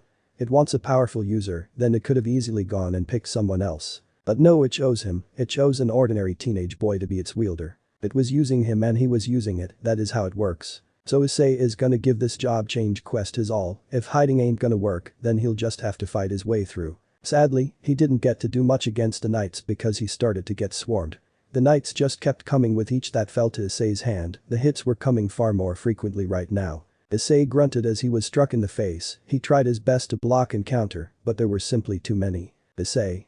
They're respawning too quickly.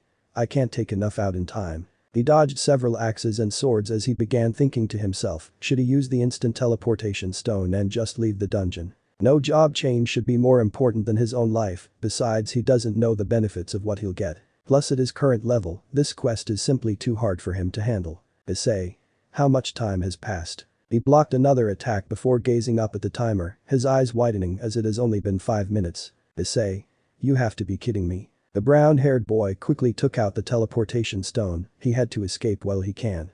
He was about to use it, only for a large hammer to smash into his side. Pain. That is all he felt at that moment, pain that reminded him of a certain fallen angel. The force of the attack sent Issei onto the floor and the stone flew out of his hand. It was like they knew what he was gonna do. The knights approached Issei to finish him off, but he punched two more and he stood before the rest.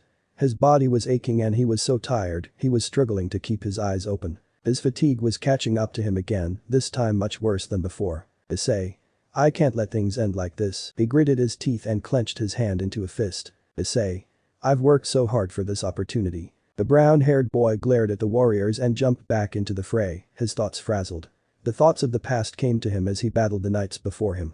He punched, kicked, blocked, uppercut, tackled. He did everything imaginable to make sure he would win this. He refused to die after coming so far. The thoughts of his mother crying filled with anger and determination. He already made her cry once, he won't. He refused to let that happen again. You've brought all this upon yourself. Issei froze as the voice came from the darkness behind him. Why do you always insist on putting yourself on the dangerous path when there's a safer one for the taking? Issei turned to see the owner of the voice and to his surprise, it was himself. Issei Haidu. Or rather, his old self, the more perverted one. Asked Issei. Wow, I can't believe we're the same person. Asked Issei approached his future self and walked around him. Asked Issei. You've grown taller and you put on a bit of muscle as well. Not to mention for facial features look sharper. Future or rather current Issei was so confused, how was this possible? Was it because of the system? Was it trying to tell him something important? Asked Issei shook his head. Asked Issei. You say you're strong, but you're still a weakling. The knights tried to attack Issei while he wasn't looking, but the brown-haired boy countered with a punch. Asked Issei. What's the difference between you and me? You found yourself before death once more. Current Issei glared at his past self who didn't seem fazed by the glare. Another knight tried to attack but was swiftly taken out. Asked Issei. If you don't control yourself, your courage becomes recklessness. Issei gritted his teeth, he had enough of listening to his past self. Plus, he has bigger problems to worry about. Issei. Shut up.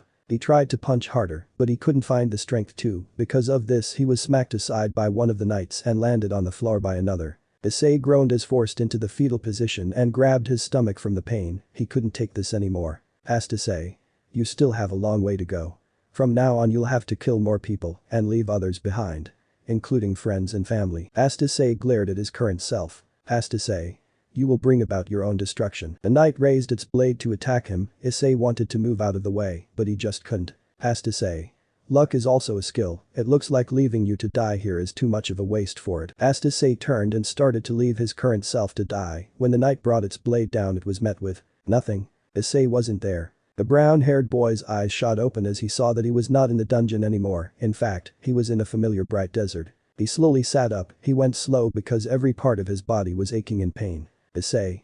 I'm back in the penalty zone. Issei couldn't believe it, he was back in the place he did not want to go back to. The last time he was in this place he was chased for 4 fucking hours, not a good memory. He let out a small sigh. Issei. Makes sense why I'm here, I didn't do my daily quest. Just then, Issei let out a small chuckle as he felt tired and sore. He was grateful because if it wasn't for this penalty zone, Issei would definitely be dead right now. Issei. Good timing to think I would survive that situation. Maybe he should keep something like this in mind the next time he goes and does something stupid, who knows, maybe it will just save his life again one day. As Issei remained where he was, he began to wonder about something that the system told him before the timer started. Issei. Good luck. Did the system wish me luck because the job change quest was that difficult? Or was it because it wanted me to accumulate as many points as possible? The brown-haired boy wanted to answer his own questions, but he should focus on getting his health and mana up and his fatigue down as much as possible. Issei. Shop. A screen appeared next to him, he moved over to the potion tab and checked to find any fatigue restoration potions. Issei.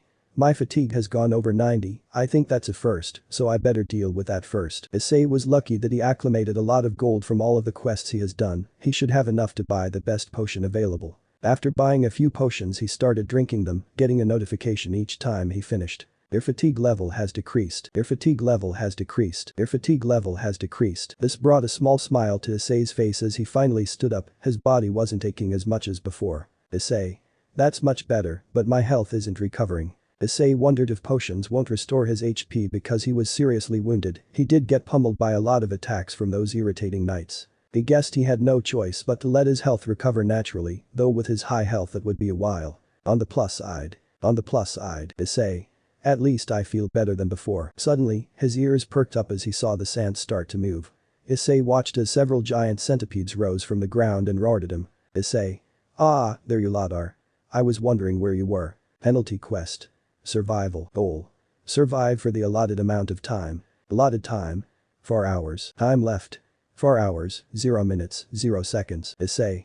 Here we go. One tried to attack him, but Issei simply dodged the attack by jumping on its head. At that moment, he summoned his dagger and stabbed it into the monster's head, causing purple blood to erupt from the wound. Issei. Pain that doesn't kill me. Issei dodged an incoming centipede that ended up biting its former comrade, sinking its teeth into its exoskeleton or whatever bugs had. Issei landed on the ground as he glared at the giant creatures before him, his eyes glowing and a small smirk on his face. Issei. Only makes me stronger. Meanwhile with Mickey. Mickey had just arrived back at her home after saying goodbye to Azazel, night had fallen over the town of Kuo, and the people were in their comfy beds sound asleep. The brown-haired woman yawned as she walked into her home. Mickey.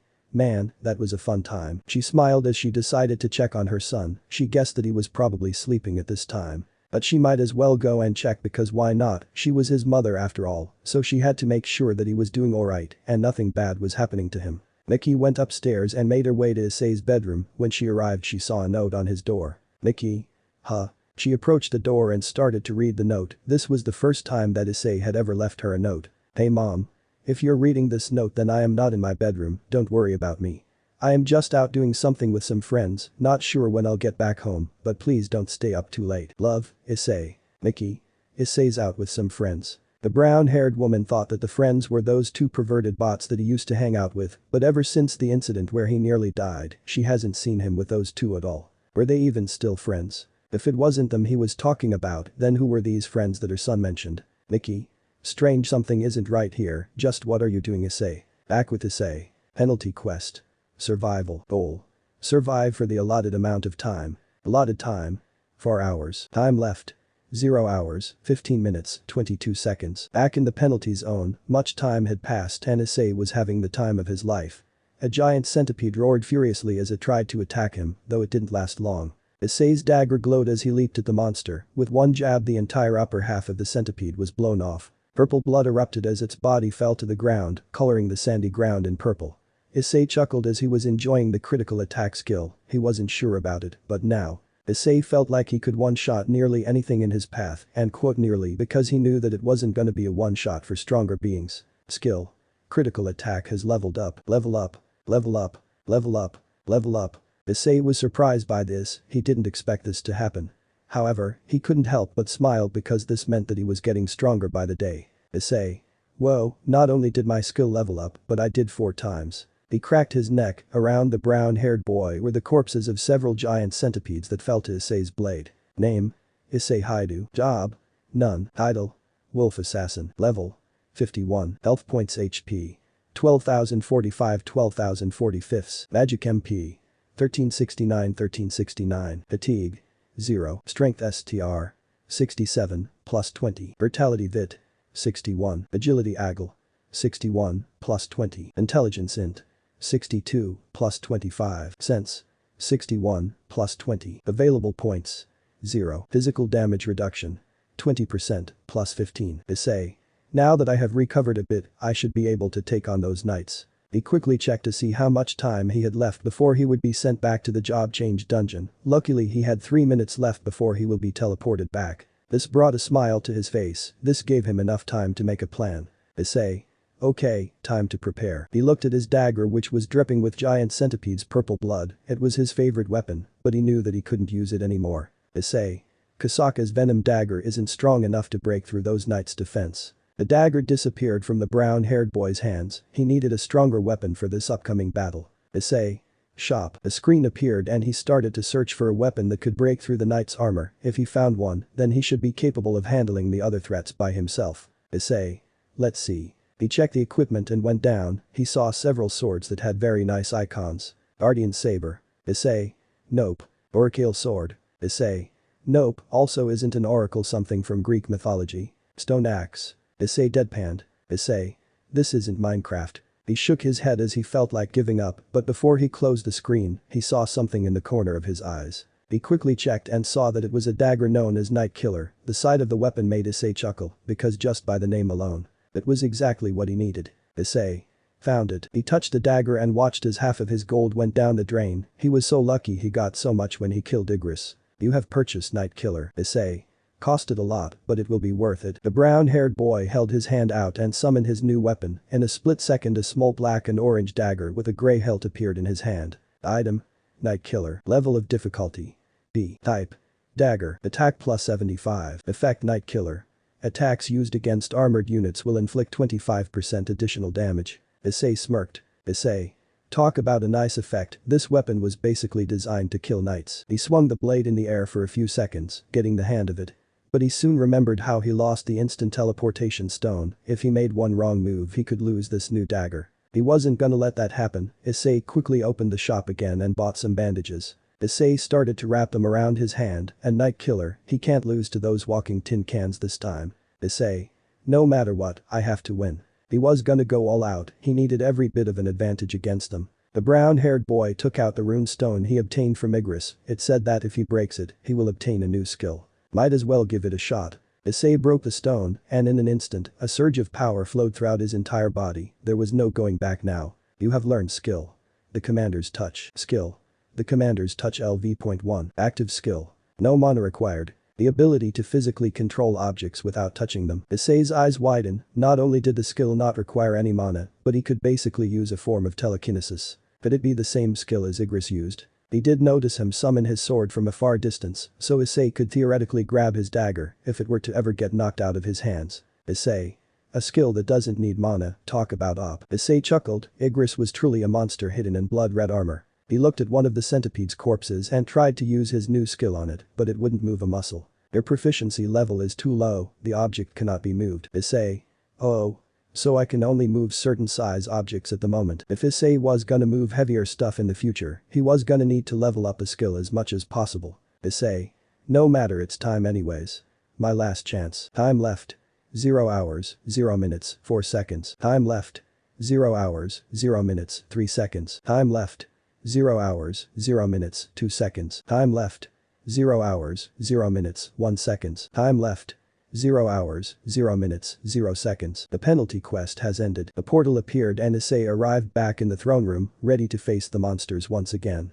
However, there was one small problem: the knight's numbers seemed to have increased exponentially while he was away. Issei.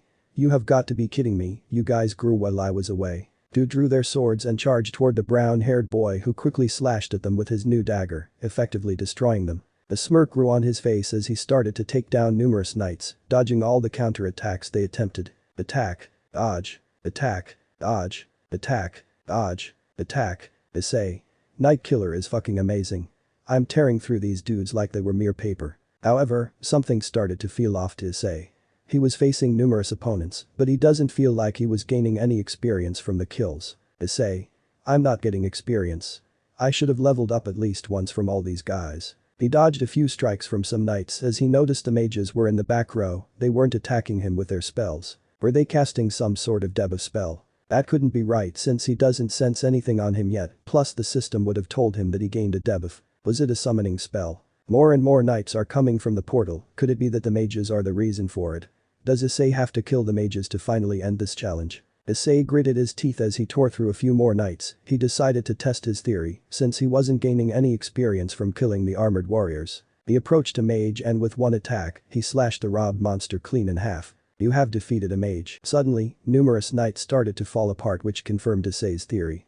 He then turned toward the other mage and smirked. He jumped into the air and threw at the robbed monster, instantly destroying it, and as it died, those it summoned died as well. You have learned skill. Dagger toss. Issei. Oh. I learned a new skill. The brown-haired boy used his camouflage skill, but just like the first time, the mages made several floating eyes, though this time Issei simply smirked. Issei. It doesn't matter if you found my position. He was currently on the wall, staring down at the monsters he needed to find. He used his skill to make the mages use their own skills, exposing themselves to him. Issei. I now know your location as well. From his position, Issei threw his dagger at one of the mages and stabbed it. More knights started falling apart as Issei leaped into the air. He used his commander's touch to grab his weapon. As he landed, he unleashed a barrage of slashes upon the mage and killed it. You have defeated a mage. Issei smirked as he summoned his venom dagger and started to fight his way through the remaining knights that got in his way, slicing and dicing anything in his path. He even used commander's touch to reach out and crush a knight's helmet before snapping the monster's neck. Issei. I'll slice you all to bits. After a bit, he had defeated so many monsters that the bodies started to pile up. Issei panted heavily as he dodged an incoming attack from a knight that tried to sneak attack him. He quickly killed the monster before glaring at a mage. He was sick and tired of it just hiding behind the armored warriors. It had access to other spells, so it should be fighting its own fights. Issei. How long are you gonna stay behind these bastards? The brown-haired boy used his new skill to reach out and start choking the magician. Issei then pulled himself to it before stabbing it. You have defeated a mage. Suddenly, he felt the floor beneath him start to shake and rumbling. Looking down, he saw the various dead bodies of the knights start to glow purple as they fused together to create one giant one. Issei. You have got to be fucking with me. A golem. Too bad for the monster, he was on top of the thing's head, but it soon realized that as it stood to its full height, wanting to crush Issei against the roof. The brown-haired boy quickly took this chance to see what he needed, the mages and exactly where the last three magicians were located. He leaped down, dodging as the golem's two arms slammed into the ground, once again obscuring the area with dust and debris. However, Issei used his sprint skill to maximize his speed and take the opportunity, slaying the last three magicians in succession. You have defeated a mage. You have defeated a mage. You have defeated a mage. Issei. I did it. Everything came to a halt at that as all the knights came falling down, as did the golem. The giant monster came crumbling down and reverting back to empty armor. Issei panted slightly as he wiped the sweat from his forehead. Issei. Thank goodness they were all grouped up together, if not then this may have taken longer. He looked up at the timer and saw that it had been over 4 hours since he began the quest, definitely because of his time in the penalty zone. Suddenly, the timer came to a halt as a screen appeared before him. You have defeated all the monsters within the testing room. The job change quest has now ended. Issei smiled. Issei. About time. You are qualified for a job placement in a high-rank class due to the number of promotion points you have acquired. Issei sighed happily. Finally, he can get this job and go home to get some shut-eye. He wasn't really sure what he would get, but he has a feeling it will be an assassin because the brown-haired boy has been using a dagger. The appropriate job will be assigned based on an analysis of the player's records. This surprised Issei. He didn't think he was gonna be assigned a job. Issei. So I won't be given a choice, whatever it is I have to take it. Since Issei has focused on strength and agility, he will either be given the fighter class or an assassin class. There is also a chance that he would be given a tanker class because of his high health, any of those three is an option. Wherever the player goes, death follows. The smell of blood fills the air, and the player leaves a trail of corpses in his wake. Issei's eyes widen from what he was reading. Issei. Wait, what does that mean? The player also yearns for great power and does not rely on the help of others. The player makes his own way in this world. Their desire to become powerful is strong enough to call forth the wandering spirits within the valley of death. An army of the dead will follow your every order, single-handedly clearing the path upon which you will walk. Judging from the message, Issei doesn't think he's gonna be given any of the three classes he thought he was gonna get. An army of the dead. There was no mistake, the job that Issei has been given is none other than. You have been assigned to the necromancer class. Issei. A necromancer. The brown-haired boy was surprised that he was assigned this class of all things, which was strange, since his mana didn't really seem impressive. Maybe it was because he has the Ring of Loki, it increased his mana by 200, so maybe that is why he was assigned this class. If Issei remembers correctly, in games and stories, necromancers usually leave the fighting to their minions and hang back. Accept this job assignment. Accept decline. Issei. Huh? I can choose if I want this class even though it was assigned to me. He wonders if he declines the necromancer role, will he be given another job? There is also the chance that he won't be given anything, and he will continue his journey without a job. He guessed there is no harm in testing his theory. Issei. Decline. Necromancer is a hidden class. Do you still wish to decline? This gained Issei's attention. He has played numerous games in his past, and he had never heard of any hidden class before. He wondered if there are any unique abilities to these hidden classes.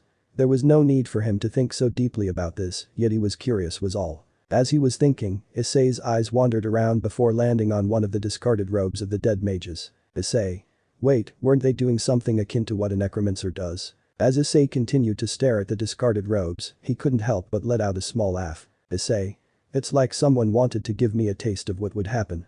Whoever gave me this ability sure knows how to make a fun plot. Unlike the mages, Issei possesses fighting skills, so if he becomes a necromancer he can still engage enemies and combat. And he has the option to summon an army under his command. The brown-haired boy might be able to clear a B-rank dungeon by himself, but he will be an assistant for higher-rank dungeons. Plus, since the game is controlled by his skill level and ability stats, that means that the monsters he summons as a necromancer will grow stronger along with him. Looks like he is no longer solo leveling. Issei smirked. Issei. I accept. Your job has been decided. You are qualified for a job placement in a higher rank due to the number of promotion points you have acquired. Shadows started to appear and move toward Issei, who remained where he was. He didn't feel fear whatsoever, instead he felt excited. You have exceeded the estimated playtime. You have been awarded additional points. Issei. Oh. Additional points. The instant teleportation stone was not used. You have been awarded additional points. So Issei wouldn't have been given additional points if he used the stone to leave the dungeon. He kinda feels glad that one of the knights knocked it out of his hand before he used it. More shadows started to appear and began to swirl around the brown-haired boy, making him feel a surge of power throughout his entire body. Their remaining health is above 50%. You have been awarded additional points. You have defeated all enemies. You have been awarded additional points. Issei chuckled, he was getting so many additional points that he wasn't sure if it was ever gonna end. Your total number of promotion points has exceeded the limit. This gained Issei's attention. He wondered what the limit would have been if he didn't do all those things. His best guess is around 100 or so points, but he wasn't 100% because the system works in strange ways. Suddenly, the shadows began to get more violent, which surprised Issei, and the surge of power he felt earlier increased. Was this because of the points he acquired? You have been promoted from necromancer to the shadow monarch. Issei. Huh? A promotion. Monarch. If the brown-haired boy is correct, a monarch is a person who reigns over a kingdom or an empire. He or she is basically on the level ranking as a king or a queen, just underneath an emperor. You have learned new job-specific skills. You have obtained bonus stats. You have obtained the title, Conqueror of Adversity. Issei. Jesus, I'm getting so much just from one job.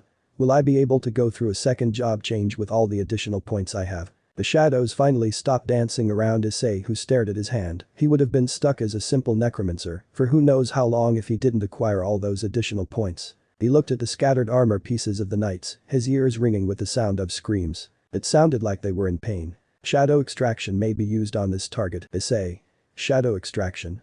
So instead of bringing back them as corpses or zombies, I'll be bringing them back as shadows. He could already see the pros and the cons of this ability. The pros are that they shouldn't feel any pain and they can hide within his own shadow. But the cons are that maybe they are weak against light-based attacks, the same that Issei and his comrades used against him a while back. Please specify a designated command for the shadow extraction skill. Issei. A designated command. The brown-haired boy knew what it meant, so he started to think of something he could say. He pondered what his phrase should be. Issei wanted it to be simple and yet menacing to his enemies. Just then he got an idea, he knew what to say. Issei smirked as his eyes glowed with a blue aura. Issei. Arise. From all over the throne room, shadows began to swirl and coalesce over their corpses. One by one, the shadows dragged themselves out of their bodies and stood, dark mimics of what they originally were. As Issei stared at his new army, he had to admit that it was pretty damn cool. He wondered if this meant that any opponent he kills can be turned into a shadow soldier for him to command. He sure hoped so. Looking over his new skills, it seems like he could summon 30 shadows, but only store up to 20 at the moment.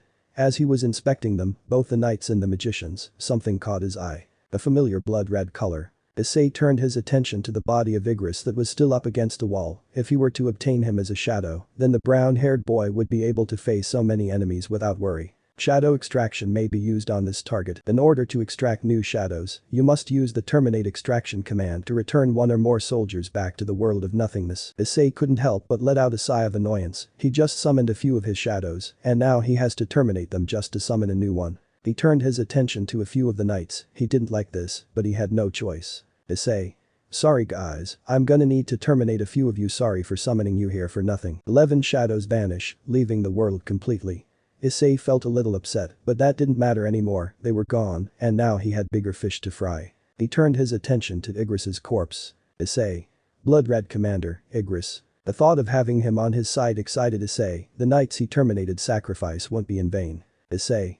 Arise. The shadow began to form Igris's body, but that didn't last long as the magic stopped and was released, forcing Issei back a few feet. You have failed to extract a shadow. This surprised the brown-haired boy. He didn't know he could fail at summoning one. There was also no sign of any failure when he read the skills a moment ago. What the hell was this? You have 2 chances remaining. Issei gritted his teeth. This wasn't gonna be easy. He brought up his shadow extraction skill and started to read it again. The success rate is based on the stats and the time of death. Igris had been dead for 4 hours. Not only was he stronger than Issei, while alive he is also stronger while dead. Issei. Arise. Just like before, the shadows started to appear. However, the same magical feedback happened. You have failed to extract a shadow. You have 1 chance remaining. Issei didn't understand. Why was Igris refusing to become his shadow soldier? What was the blood-red knight trying to protect even in death? He started to look around the room before his gaze landed on the throne. It was bare and empty. Issei. The throne. There must have been a king or queen that sat on the throne. Igris must have been the guard of that person. Issei guesses that they abandoned the blood-red commander or maybe died, so even in death, the knight still protects the throne of someone who is long gone. Issei had to respect that. Igris must have been determined. Suddenly, he got an idea that could get the knight on his side. It might be a stupid one, but it was the best shot he had. Issei. Igris, I know you can hear me. Stop protecting the seat of a man who's already left you here to rot away. Issei held his hand directly above the corpse and smiled at it. Issei. Protect me and I will become your king. Arise. Nothing happened at first, making Issei frown because it looked like he has failed to get a powerful ally. However, a shadowy hand reached up and grabbed his. This surprised Issei at first, but he soon grinned and he pulled the shadow of blood-red commander out of his body. A tower of black energy engulfed the 2 of them as the knight, now a shadow stood before him, cape and all. The tower of black energy engulfed the 2 of them as the knight, now a shadow stood before him, cape and all. Igris, LV7, rank. Knight. Shadow soldiers that rank knight or higher can be named. This gained Issei's attention. He can name them whatever he wanted. He was starting to like his new job more and more with each passing second. Who knows what else he will obtain in the future, he was sure that he was gonna enjoy it. Issei. I'm glad you accepted my offer, Igris. You have successfully enhanced the shadow's power. The shadow will start at level 7. The knight commander stared down at his new master before he knelt down in fealty to Issei. The other knights soon joined as well, causing the brown-haired boy to laugh a little. Issei. I look forward to fighting alongside you all. Meanwhile, darkness. In an unknown location, there is nothing but pure darkness for miles and miles.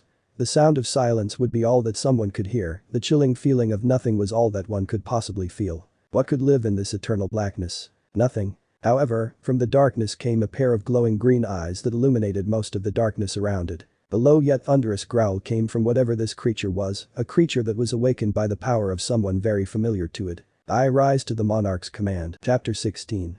Judgment is upon you. Third person Pav. Issei. I look forward to fighting alongside you all. Issei felt very proud of himself, he didn't expect any of this to happen, but he wasn't complaining, since this will only assist him in the future. Though Issei does hope that the system won't try and pull something like this ever again, the brown-haired boy didn't know if he was capable of handling it. He only survived a job change quest on pure luck, Issei can't simply be relying on luck anymore. He must get stronger than he already is, there will be even stronger threats down the line. Issei let out a small sigh. Issei. Well, it's time to head back. Mom's probably worried about me. Suddenly, Issei felt a hand rest on his shoulder. He turned and saw that it was Igris who was doing it. This gained Issei's attention because he had a feeling that the knight wants to tell him something. Maybe there was some kind of secret within the throne room, Igris seemed to have been in the dungeon for a very long time, so he must know something. Issei. What is it, Igris? The former blood-red commander gestured to the empty throne, the place Igris's former master once sat before dying or leaving the knight to rot away. Issei wondered what Igris wants him to do with the throne, did the knight desire the brown-haired boy to sit on the throne? Issei. The throne. He looked at Igris. Issei. You want me to sit on the throne? Igris nodded his head. This caused Issei to raise an eyebrow, why would he sit on an empty throne? Sure, he had promised the former blood-red commander that he would become his king if he served him, but Issei meant every word of that promise. He might as well do it for Igris, it's the least he can do for him. Issei approached the throne, the echoes of his footsteps were the only thing that filled the silent room. His shadow soldiers and Igris followed their master closely. The brown-haired boy sighed as he sat on the throne, surprisingly it felt really comfy to Issei. He watched as his soldiers bowed before their master, their king. They all were lined up, similar to how military soldiers do it, and in the front was Igris himself. Just then, a screen appeared before Issei and what was on it shocked him. You have completed secret quest. The new king. A secret quest. Issei didn't think he would find something like this, especially a secret one. He understood the urgent quest, but this was the first time that Issei had ever heard of a secret quest. This made him wonder if there were more like these in other dungeons. The brown-haired boy didn't really get the chance to really check, because he nearly died in all of the dungeons he had been in. Maybe Issei will obtain items that aren't weapons, armor, or other variables like the ring of Loki and the necklace he obtained from Cerberus. There could be a chance that this will unlock a craft feature that Issei can very well use to his advantage, well if the system even has one, to begin with. From his experience, not many RPG games have that kind of thing. The system could very well be one of those cases, though Issei guesses he has to wait and see what shall happen later on. For now, he has a bigger question. Igris told him to do this, did this mean that the former blood-red commander knows about the system? How would he know that Issei was a player? Do other people or monsters know about the brown-haired boy's power? Or was Igris the only one that knows about it? Issei. There's more to this night than meets the eye. Suddenly, a screen appeared in front of Issei, and when he looked at it, he saw something that made his eyes widen in both shock and excitement. Because you have completed secret quest. The new king, you may take one S-rank item from one of the gods of the world. Issei. I get another S-rank item. This will be like my third or fourth one. Issei was at a total loss for words, another S-rank item. Why the hell was he getting so many of them? He wasn't complaining, but he couldn't help but wonder, why S and not something like A rank since he obtained one from Cerberus and he was an S rank monster, so Issei figured that it would have been the same here. Or maybe the author was simply trying to make this chapter longer than his love life was, yeah that is definitely the answer. Back with Issei. Anyways, the system also said that he could take it from one of the gods of the world, did that mean like the Norse, Greek, Dharmic, and the other gods that humanity knew of? If he were to take something from one of them, then this could put a major target on his back, he was already being watched by Hades after he killed Cerberus. The system didn't say that Hades was angry with him though, it only said that the Greek god of the underworld would be watching him.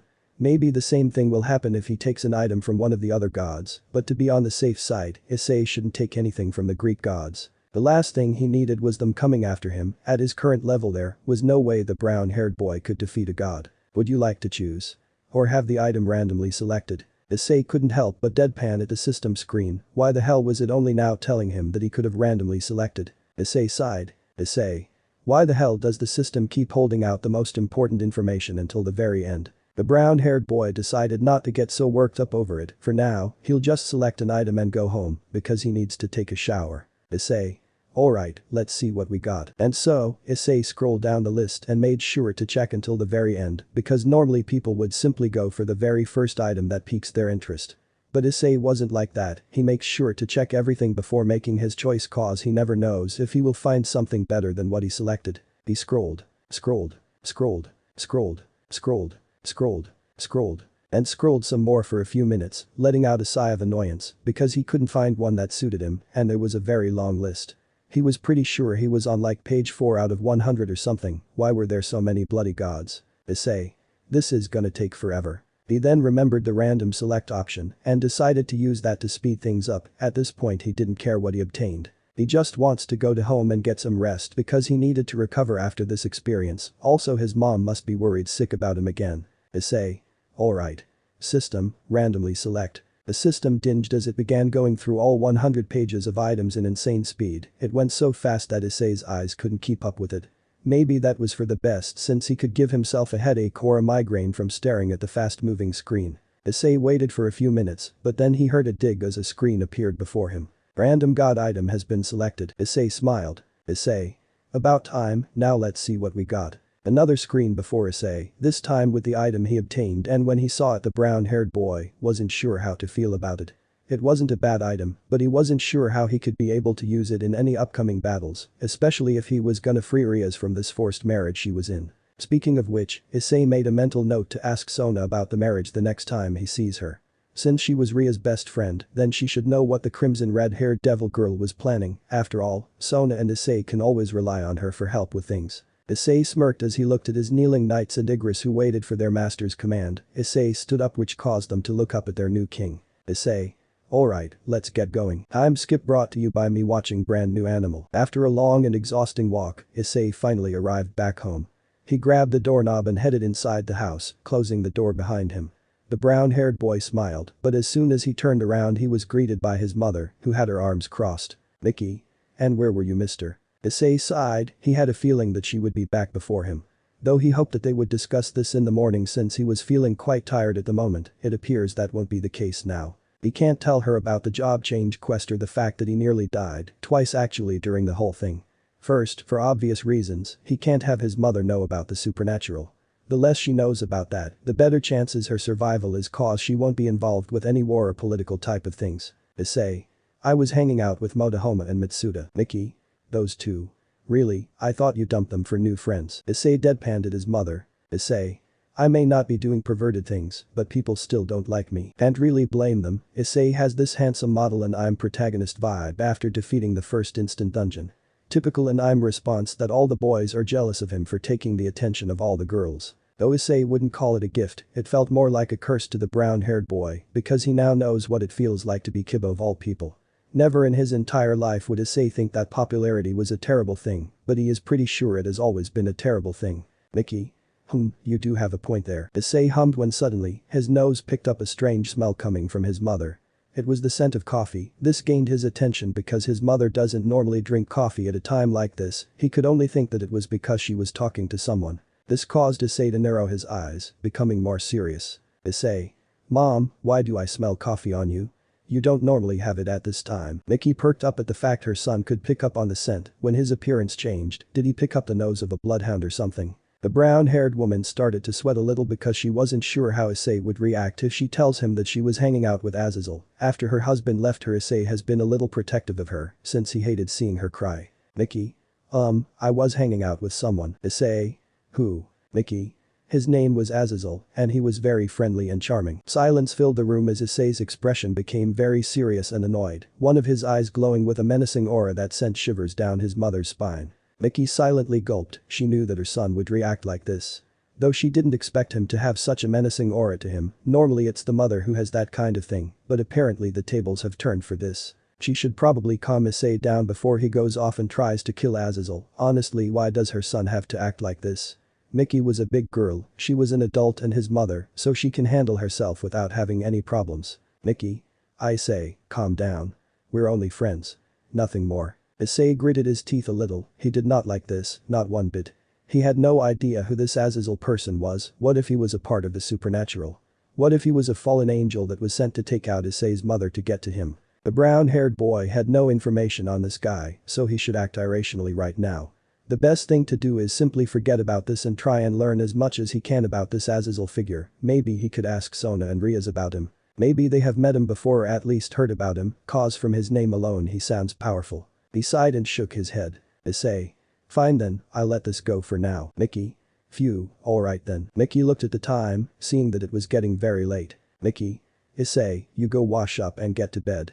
You have school tomorrow. Issei nodded his head as he started to make his way upstairs to take a shower. He needed one because he could feel sand and rock in so many spots, mainly the sand, since he had to literally face giant centipedes for 4 fucking hours. Something that he sort of regrets. Sure, it was a good thing that he didn't finish his daily quest because it saved his life. The brown-haired boy should keep that idea in mind for the future because he wasn't sure if he was gonna survive against any god-level beings. However, he never did like the penalty zone. Issei hopes that when he meets whoever made the system one day, they would get with the penalty zone because it should not exist. Speaking of god-level things, Issei wonders when he should use his newly obtained item. He's still surprised that he was allowed to actually get it. Talk about a shit story plot. The author must be very stupid. As Issei was wondering to himself, his eyes soon widened as he felt something powerful coming toward him. Whatever he was feeling, it was 10 if not thousands of times more powerful than what Igris was. This started to worry Issei because it could very well be one of the gods. Looks like they decided to come and take back the item he stole from them. Gritting his teeth, Issei quickly made his way to his bedroom and entered the room. When he did, time seemed to have slowed down because he noticed the door was moving very slowly. Issei. What the hell? Why is my door slowing down? This instantly put Issei on alert as he summoned his 2 daggers. Whoever this being has had the ability to manipulate time to their advantage. Issei won't be able to defeat them, but maybe he doesn't need to defeat who it was. Maybe all Issei needs to do is simply prove his strength. Issei looked around, waiting patiently for whoever slowed down time to appear before him. Suddenly, the brown-haired boy was blinded by a bright white light which caused him to cover his eyes with his arms. After a while, it soon died down and went back to its usual lighting. Ah, there you are. Issei uncovered his eyes and was greeted by a young man with an athletic build. His hair was dark brown, and he has black eyes with bright gold pupils. Surprisingly, his pupils were in the form of a cross that reaches all the way to the edge of the iris. Issei silently gulped as he sensed the man's aura. It wasn't like anything he had felt before. Issei. Who are you? The young man smirked as he pointed at himself. Sun Wukong. The name's Sun Wukong. The Monkey King and the Great Sage, equal to the heavens. Issei's eyes widened as he took a step back in fear. Why the hell was the strongest being in Chinese mythology, besides the Buddha, of course, doing in his bedroom? The last time he remembers, the Monkey King obtained omnipotence and ascended to a level unlike any other. Plus, Issei never stole anything from him. The god item he took was from a different type of god. So there should be no reason for the monkey demon to be in his bedroom. This deeply confused Issei, because it made no sense to him. Issei. Why are you here? Sun Wukong. Simple, I wanna fight you. Issei. Wait, fight me? Sun Wukong. Yep. Issei can't tell from the Monkey King's expression, he was very serious about this. To think that someone as powerful as him would want to face a mortal boy like Issei, it was confusing yet worrying at the same time. He can't help but wonder if he knows about the system. Surely he would, since he is omnipotent, omniscient, and omnipresent. But the system hasn't given Issei any type of quest yet. That right there is what is confusing Issei, because numerous times the system has given the brown-haired boy urgent quests. Maybe it doesn't see the need to give him one, since it's Sun Wukong. Issei. If you don't mind me asking, why me? You are basically a god that can rival all except for the Buddha. Why fight me? Wukong sighed. Sun Wukong. Don't get me wrong, I was very happy when I became omnipotent, omniscient, and omnipresent. I felt like I could do anything, plus with all my layers of immortality. I will never die, but, Issei. You missed having a challenge. The Monkey King nodded his head. Issei can kinda understand where Wukong was coming from.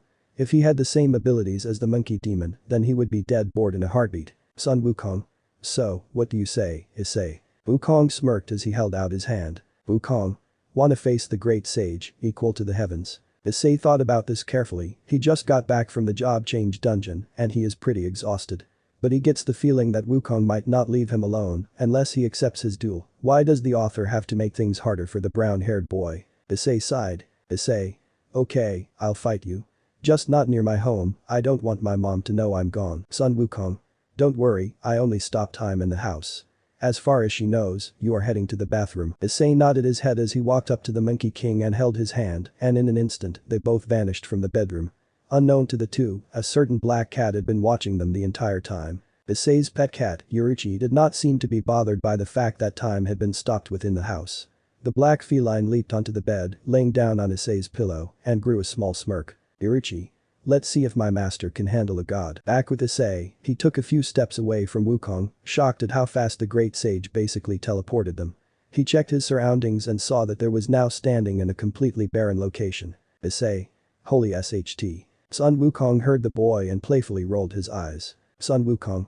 Please, this was nothing. Issei chuckled nervously as can't help but feel a bit afraid, because if Wukong can do something like that whenever he desires and say that it was nothing, does that mean that more gods will start showing up in his home? He sure hopes not. It's already bad enough that Issei's normal high school life went out the window when he got killed by Rainer. The last thing he needs is a bunch of gods staring at him while he sleeps and wakes up. Sun Wukong. Well, shall we begin? Issei. I guess we circa. Suddenly, Sun Wukong appeared in front of Issei and threw a kick at him. The brown-haired boy was barely able to dodge the attack in time, but when he did he turned and saw the terrifying result of the Monkey King's attack. The attack was so powerful that it sliced the clouds and the ground in two, but Issei can't help but feel like that Wukong was holding back so much with that kick. Issei sweated at the sight of the destructive force. Looks like the legends of the Monkey King were all true. He learned when he was young that Wukong was someone that should not be messed with because he was so powerful. Issei can now see why people say that. Issei. All that from one single kick, I'm fucked. Wukong. Come on, Issei. Show me what you got. Issei gritted his teeth as he charged toward the Monkey King, his two daggers in his hands.